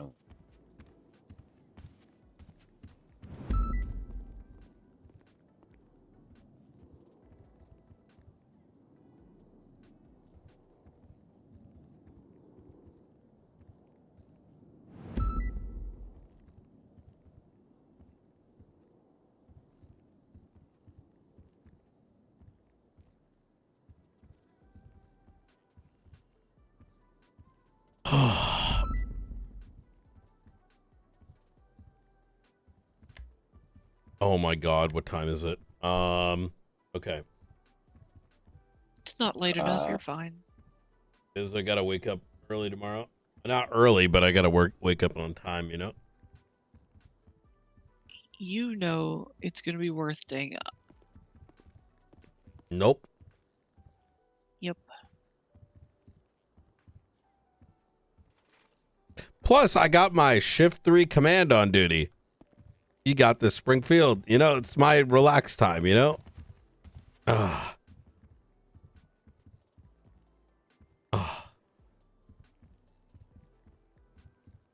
Oh, McNulty's kidnapped by the Faceless. Wait, what the fuck? And Kiflam got bombed. What the fuck? Something else happened today. Did I not get emailed about McNulty being kidnapped? I feel like that's an email worthy thing. This is the first time I've sat down all day. Yeah. Oh, and I took a bomb to the chest. So. Oh my God! What? Mm-hmm. And then I passed out an hour later with internal bleeding. I'm limping around. Oh, and then after I got out of the hospital is when we learned McNulty was kidnapped by the Faceless. So we had to go look for him. So I see. So it was one of those days. So I'm sorry I didn't fucking email.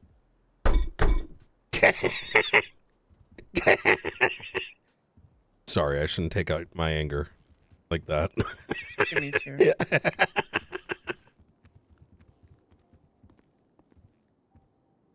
Oh, and we, in the middle of chasing the people we thought, while having gotten out of the hospital and looking for McNulty, we got communications from someone helping us against the Faceless that gave us a 10-minute Morse code sound, which we had to decode while the chase was going on. In the event it was related, but it wasn't related, but it was related to the Spanish Avenue situation with the FIB agent. What do you mean the dire need? It's right there. I assume I'm going to have to spend like an hour reading report. Yeah, the ones that don't exist yet? Yeah. Okay, well, it's right here. Do what? I said, you mean the ones that probably have no statements in it? Yeah. Yeah, probably. Yeah. At least just write like a We're getting TLDR. you fresh sprunk too. Fuck that. I'll do that in the morning.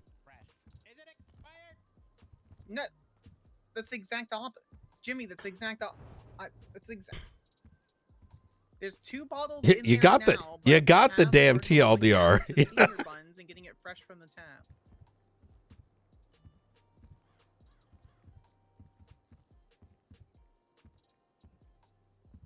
My goal. Luca, have we actually, now that I'm thinking about it, did we actually put reports up for these? Oh, I think we do. I think there are reports. Hey, how you doing? Hello. Hi. Hello. Oh, those Who's those that? glasses look familiar. Luca Kovacic, sir. Your pants look funny. Yeah, well, you know, they feel all right. Not sure what to say to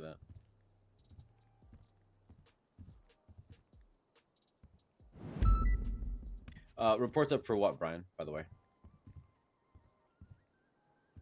I don't remember. Into. I'm barely able to think straight. Spunk's on the way, Jimmy. All right. Should be reports up for everything, yeah. All right. At least it's So your background check is fully passed. We'd like to formally, officially offer you a position within the San Andreas State Marshals as our Omega High IT wizard. Mm-hmm. I don't play a wizard. Now, just to be clear here, you're only gonna have access to this computer system, all right, which will be upgraded based on your success. All right. Hold on. Are you trying to cross-level me here?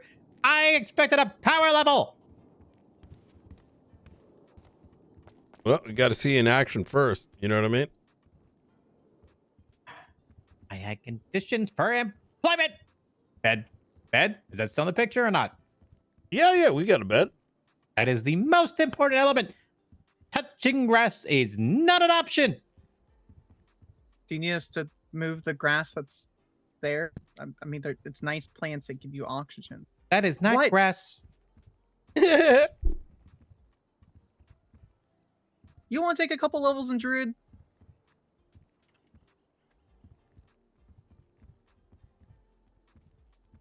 Okay. You're making a map. Yes, I get it. All right. Omega High IT Grand Warlock. I'll put that on the paper. Hello. Greetings. Oh, Brian, so much hair, damn it. What do we have here? Omega High. We have it. Quest complete. Come here. What? Okay. Thank you. You're welcome. No worries.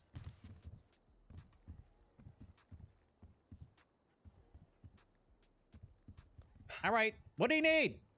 Okay, first and foremost, our employment website, sasm.work, that has been successfully hacked by the archivist. It was originally hosted off-site.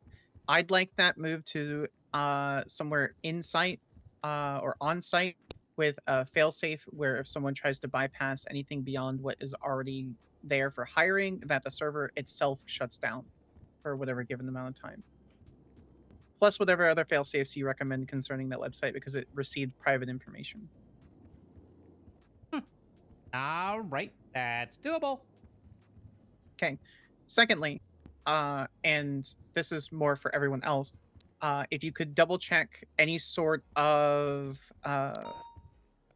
frequency that basically would try to penetrate the area concerning like the walls and trying to get some sort of electrical frequency or information concerning any bypass into the computer systems here. Basically, this needs to be secured from any outside physical equipment rather than hacking. I don't want. Excuse me? Do you want me to do an EMF reader? Is that what you're asking me to do? Are there ghosts here? Probably. Probably. Honestly, that's actually true. This used to be a museum, apparently. Do you know how many bank trucks occurred up here before we moved in? What's a bank truck? Probably, Never seen one? Don't know what it is. What's a bank truck? you know, like the armored courier services, like Group 6. I don't go outside. That's okay. It's a big armored truck that transports a lot of money for banks. But countless guards have been killed on this property before we moved in, so I'm sure this place is haunted. Oh, are you telling me we're in a leveled cemetery? And I can level up here? Yes. Paladin! Yes. Okay. Yes. Frequency. Okay, all right. Yes, we can migrate your new server. What is on it? What's on it? Private information. It's for the hiring as well as any contact information concerning private data with members of SASM. Essentially, it's a personnel list. That's already been released, but for anyone else who is going to apply or work through it, just needs to be secured and encrypted. I don't think you understand. That is the least of their worries. Okay. Well, what is beyond that then, Jimmy? What is beyond that? That's small. Very, very small. That's just like scare tactic level shit. They don't give a fuck about that. Pretend I have an intelligence of 8. Translate then. Okay. They give you some little snippet of information. They say, oh, hey, big scary. And guess what? In the background, it's not big scary. They give you like a little teddy bear of information behind it. That teddy bear is trying to kill you. Right? So they gave you the teddy bear that's nice and comfy and fluffy, and you're like, oh, here it is. And then behind it, you don't look behind you ever because it's going to kill you. And so what they want you to see isn't exactly what you're trying or supposed to see. You're wasting your time in the wrong places. Oh. Okay. That's what I'm saying. Sense. I've done that before. I've used a teddy bear to hide a gun. I know that concept. What type of fucked up people are you hiring here, Director? What do you mean? Excuse you. No, excuse you, says the person you killed. Hey. What? Director? If you're working here, bitch, you're following chain of command. Excuse me. Bitch is not Go take a word. lap. That is a... Go take a lap. Who? Me? I'm not hired yet. Well, I haven't decided yet. Side quest optional. Hey. Give them back. Give them back. Give them back. All right. If you're going to work here, it's as a team, Jimmy. We're team members and we respect each other. You're not a lone wolf. Look, I want you to imagine buff you this. and heal you, huh? I'm the damn guild leader. All right. And right now, you've got that recruit rank. And if you're looking to go up there, you need to win some of these fucking raids for us. Otherwise, your ass is going to get G-kicked. And if you're spamming guild chat with your dog shit, I'm going to type in officer chat that this motherfucker is not worth our effort. Because he's going to end up wiping us in the next Molten Core raid. All right? I don't think you understand. I'm the rank 1 parse over here. Well, we haven't seen you in action yet, right? Right now, it's all words. It is all in the logs. Director! Well, if you want to question it, we'll just have to show it. How about that? All right. What do you got? Well, let me get to work. All right. Chopsticks. Thank you. In terms of hiring, I don't think we need to give them any more than the keys to the observatory. I think access to, the rest of it is unnecessary, at least at this time. We are not to do so unless I give explicit permission without there being a good reason for it, and even then it would be limited, and that's only if we cross that bridge. So, because once again, he's not a law enforcement officer, but he is going to be working his way up to be our executive. What's the title you're aiming for eventually? Do you think I have career aspirations and goals? I told you I don't. You go want outside. ramen, right? Yes. Yes, I do. Okay. Well, what would you... The harder you work, the more ramen you're going to get there, Jimmy. How about a bigger bed, too? All that's earned. The bed is earned to begin with. You got the couch for now. Fine. Yep. Okay. When do I start? Now. Luca, could you grab another ramen, please? Yeah. Yeah. There's more boiling water or boiled water in the coffee pot. Sure. Now, keep in mind, everyone in this room, all right, is a state marshal. And so, look, you can have your moments, but understand that, everyone here, if they ask you to do something, specifically, need you to leave the room, whatever it might be, that this is their abode, and you need to respect that. All right. So. Understood. Got All it. right. Okay. All right. But you're still that gonna like being swear grounded? I gotta a leave? oath, Oh. slightly modified. What do you mean swear an oath? Working for the damn state marshals. What if I'm going to be a paladin and an oath breaker?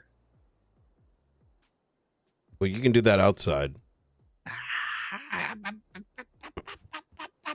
Fine. All right. Are you ready there? Or Springfield, you got it? So you stand up. No, you've got it. He said it was slightly modified. I think I've got an idea of the modification. Yeah, just kind of like fucking. Yeah. All right. Repeat after me. I, and then your name. I, James Alderson, Do solemnly swear. do solemnly swear. Hey, if this motherfucker gets crazy, you might have to fucking X his ass. You know what I mean? Yeah, no problem. Yeah, Just tell because me. like, yeah. Also, I think we need to talk to Sparks more. Cause like, what the fuck did she say? Okay. I'm glad that like threw up a big red flag for a second, right? Like that. Yeah, I was. And she Cause I couldn't tell. What do you like? What do you mean? Like, at first, I thought I missed. I thought it was the punchline to a that joke like that I woke had my missed ass earlier. up. Yeah. I was like, wait, did I miss something? How did we jump to the conclusion that she would have to shoot? Like I said, I thought it was a joke, and she had like finished the joke, and I didn't catch the first part of it or something. So I was like, what is she talking about? Shooting Angel? What? Okay. Yeah. How does that? I How don't. did that become the conclusion? I don't- Anyway, you know what my concern is? That I think that she may say she's got a team, but I think she needs someone to she needs to be talking to Springfield or you or a full marshal. she talked to me. She does. Okay. At least with the gold team stuff, she's been keeping me pretty in the loop and all that. But Okay. I haven't heard her say anything. But like on maybe anything some like deeper that. stuff. Maybe this just kind of came up and she freaked out. I don't know. Mhm. All right. Yeah, I know that like personal wise stuff. She's mentioned that she went through a breakup. She mentioned that a couple of times around me recently. All right. That's about it. We need to do our due diligence and at least record this right? Have a chat with Blunt about it. We should at least record it with stated, and just get precision as to what the fuck was meant, because I can't. Joke or no joke, you say that we're still the fucking state marshals, bro. Like, you know what I'm saying? That's like, that's the scary it's part. like- I don't think she was joking when she said. What I was saying is, I was like you said, it kind of woke me up, and I thought I had missed a joke because of how like crazy that statement was. And then when I heard her explain it to you in detail, I was like, how did we get to the point where we thought that Angel would be a sleeper agent that's going to try and murk her? Like what? Well, that's because there was no context, so we had to kind of look for it, and I kind of think what she meant was like, if Angel was a sleeper agent, kind of like Denzel was a sleeper agent, what if they're trying to put us together and she tries to kill me and then I have to defend myself? But I don't want to be eliciting a explanation. She has to provide one, right? Yeah. Joke or otherwise, it's got to be 100%. put in there. Yeah. Oh yeah. And then we can so talk to Blunt about it too, so that y'all both approach it. So it's like, you know, because he does the IA shit and you heard it too, and he's a clap. Oh yeah. Maybe talk to Sparks about easy. it too. But I just want it written and it included, because I would do this with anyone if they're like, yo, bruh, because there was enough of a serious tone there and enough of a serious concern that, you know, yeah. Yes, I agree 100%. I was about to send you something. Hold on one. Yeah, we have to blood you in.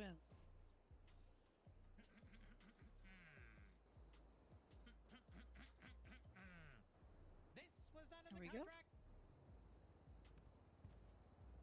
It's just a cheek swab. You about to send me a meme? If you get kidnapped, Yeah.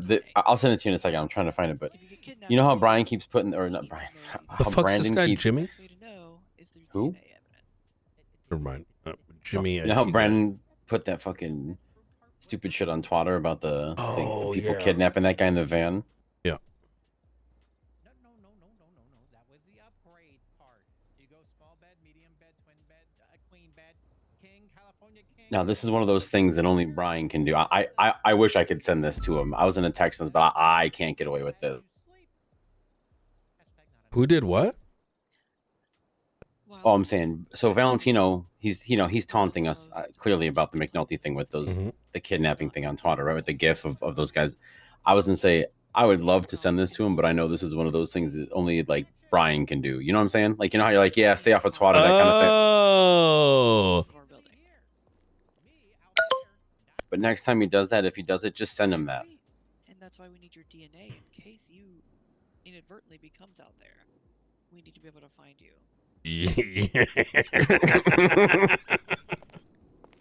Oh man. Now open wide.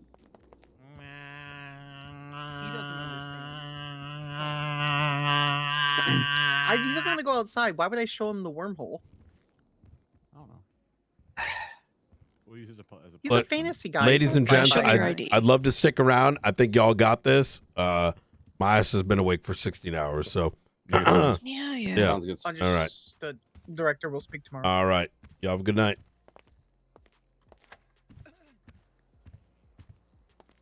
Got it.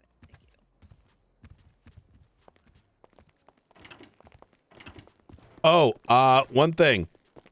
Yes, no masturbating in here. All right. Jimmy. Or is that to Jimmy or to Springfield? No masturbation at the observatory. Since when? Since I told you 3 times, Jessica. Oh, so she has done it 3 times and not an issue. Got it. No masturbation or you will lose your keys. Got it. All Yeah. right. Well, All right. Thank you guys. Good what night. about the shower? Have a good night, sir. We should get a shower. That's actually a good point. It disappeared. We need a shower because that's ridiculous.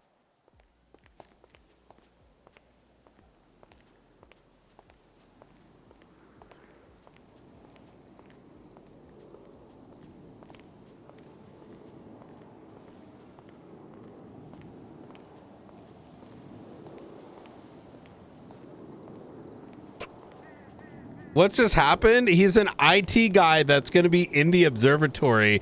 That's gonna, have full-time access to a computer.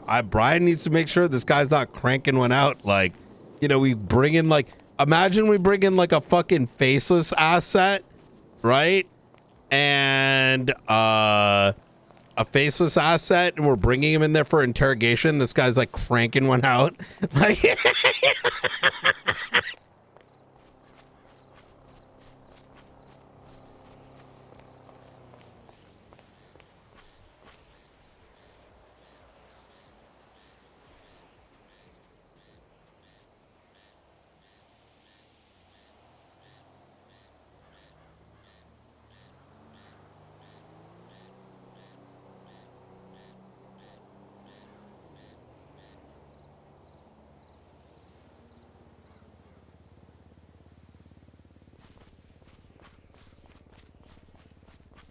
Blunt's been doing crazy hours too, man. All right, that was good. That was fun today. I'll do a quick game of Arena and then we'll head to bed. What a fucking day, dude.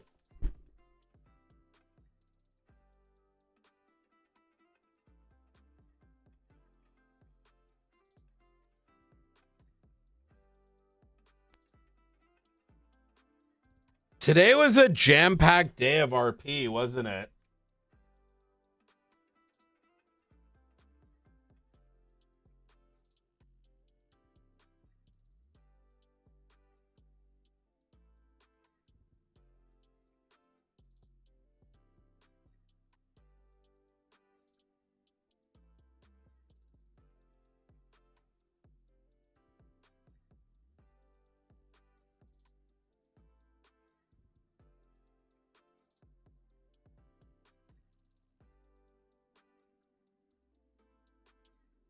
I'm glad I got Sparks and Company on that archivist stuff, because the problem we had in the past is it happens so late at night. I don't have the mental bandwidth to keep up with it. You know what I mean? So it's good that folks that are awake at this time are able to do the RP for it. You know what I mean?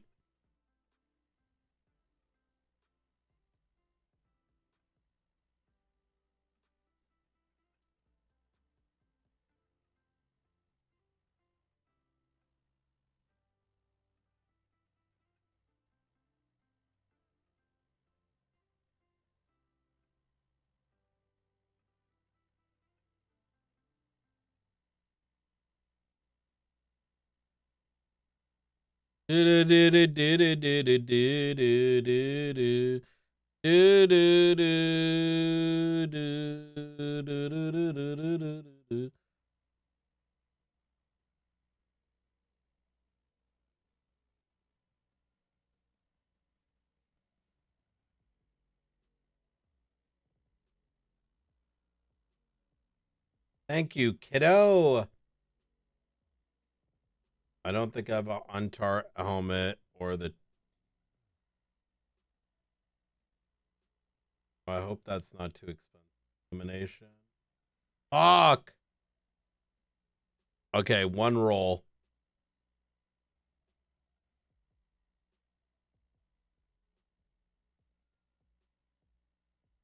Okay, one more roll. Come on. Come on, baby. I'll do one more. Easy.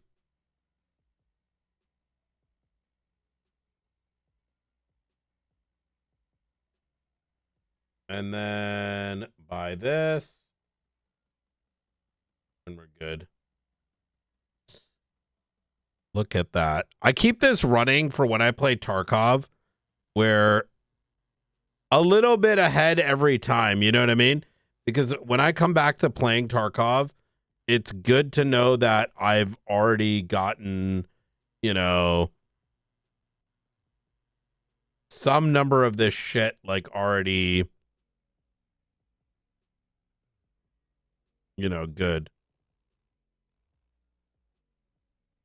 We'll do this though, actually.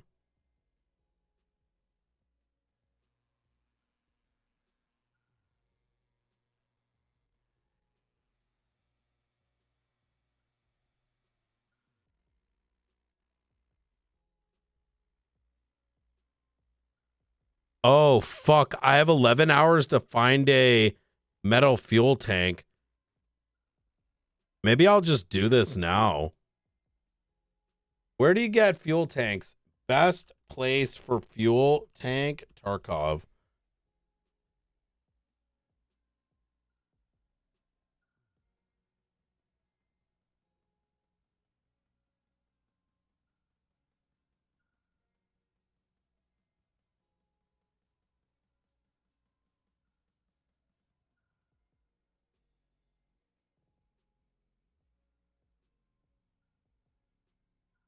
Train depot on reserve.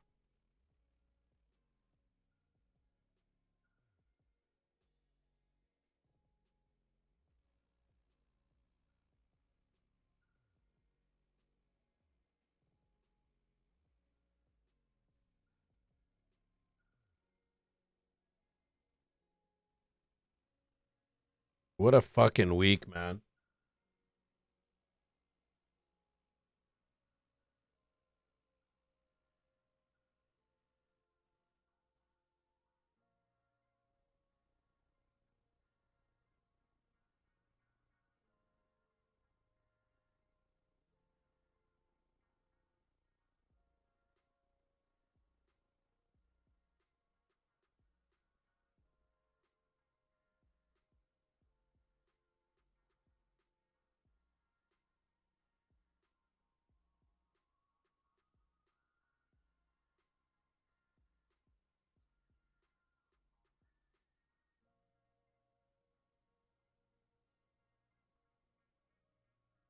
Talking to the Falcon guy and this is just chilling. Yeah, bro. I was supposed to get a fucking fuel thingy like...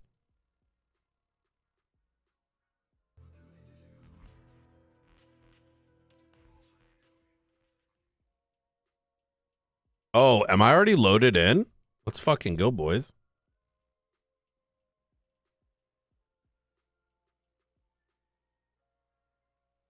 Bro, I'm gonna pass the fuck out tonight. Is tomorrow Friday, chat?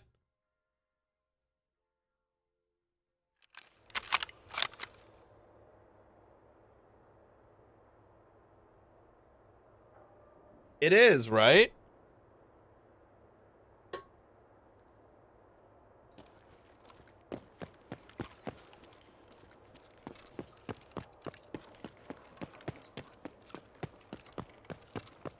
Thank fucking God, man.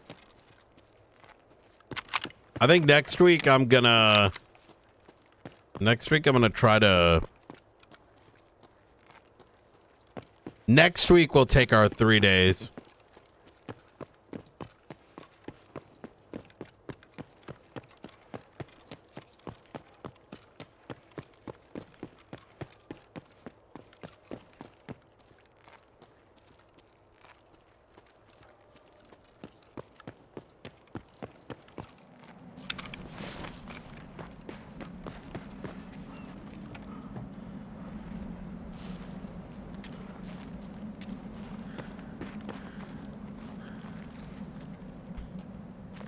All right, we need one fuel can.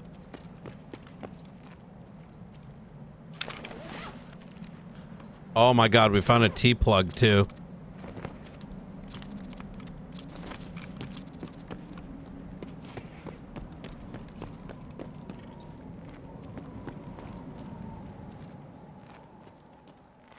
I don't think you find fuel cans in toolboxes. I'm like 90... pretty certain that's unreal.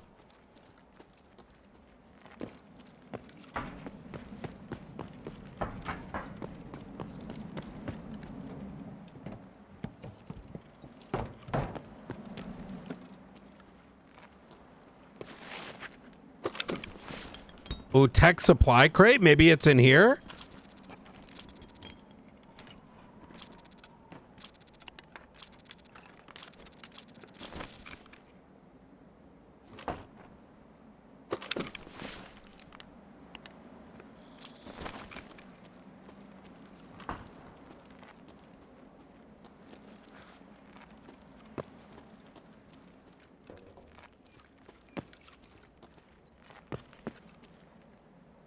That's worth a shitload of money.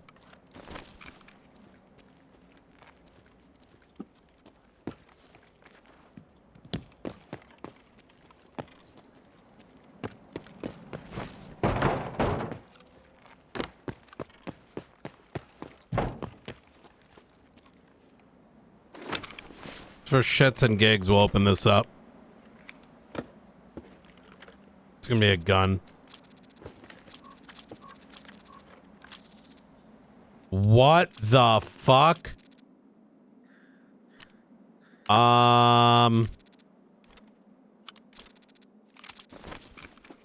Okay, this thing is loaded.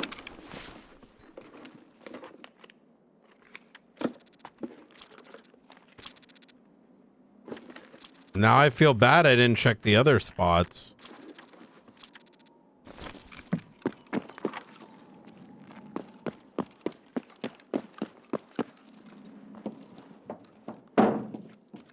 Oh, I didn't know there was this much stuff in these things.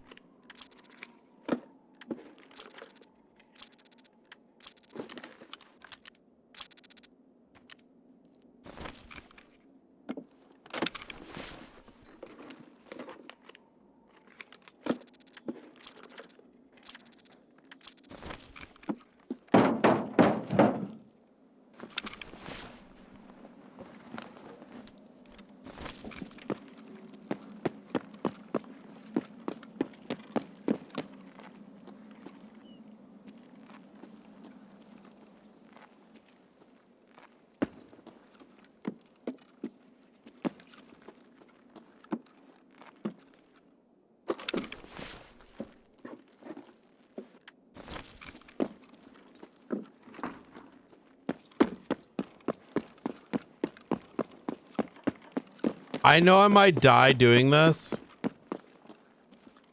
but we're gonna go to the train.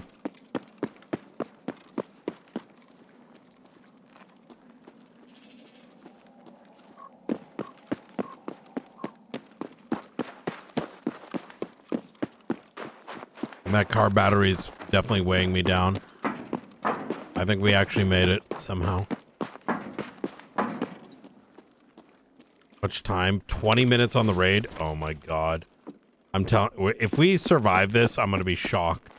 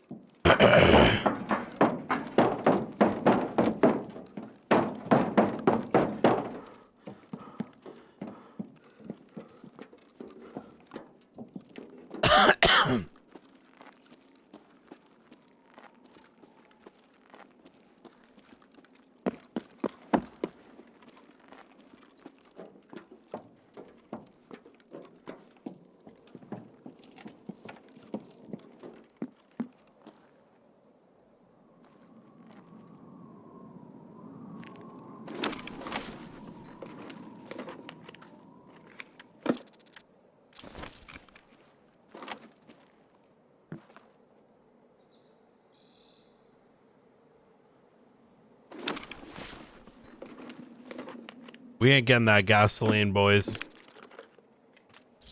I don't actually know where, like, the gas containers are. I don't know the general spawns for these things. It said here, but...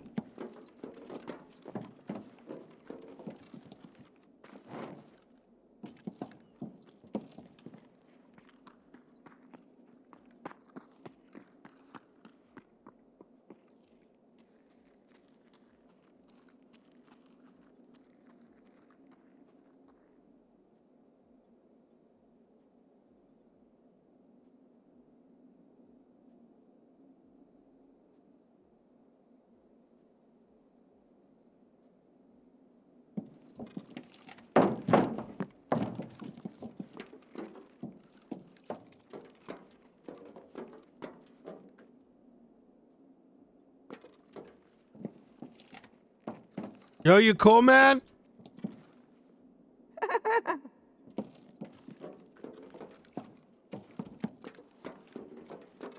Чики-брики и в дамки.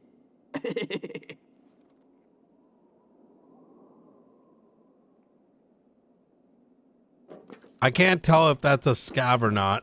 I mean, I don't think we found the metal.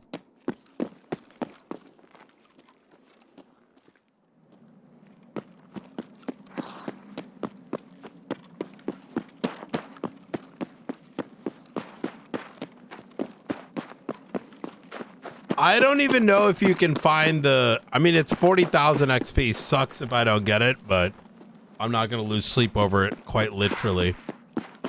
I'm literally not going to lose sleep over it.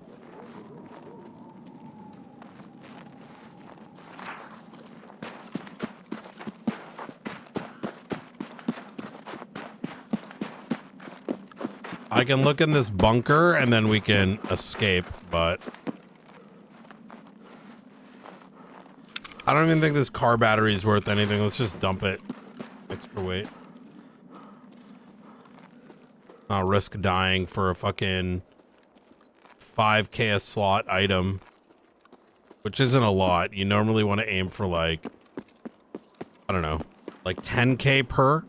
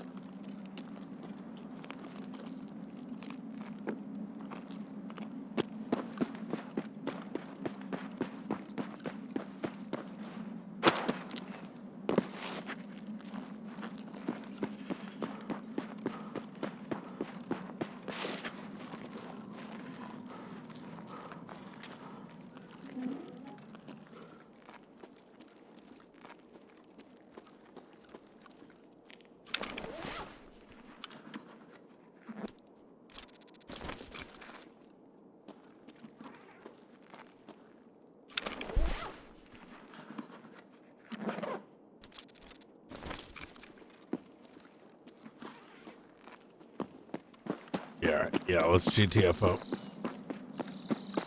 No gasoline.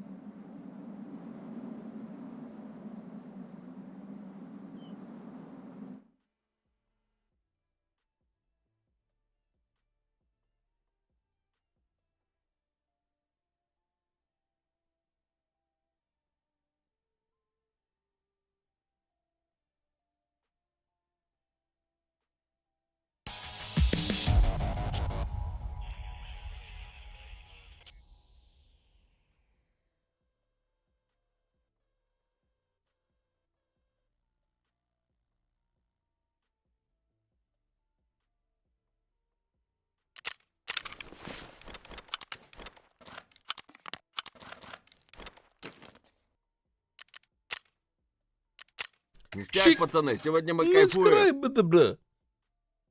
We have 5.0 yet?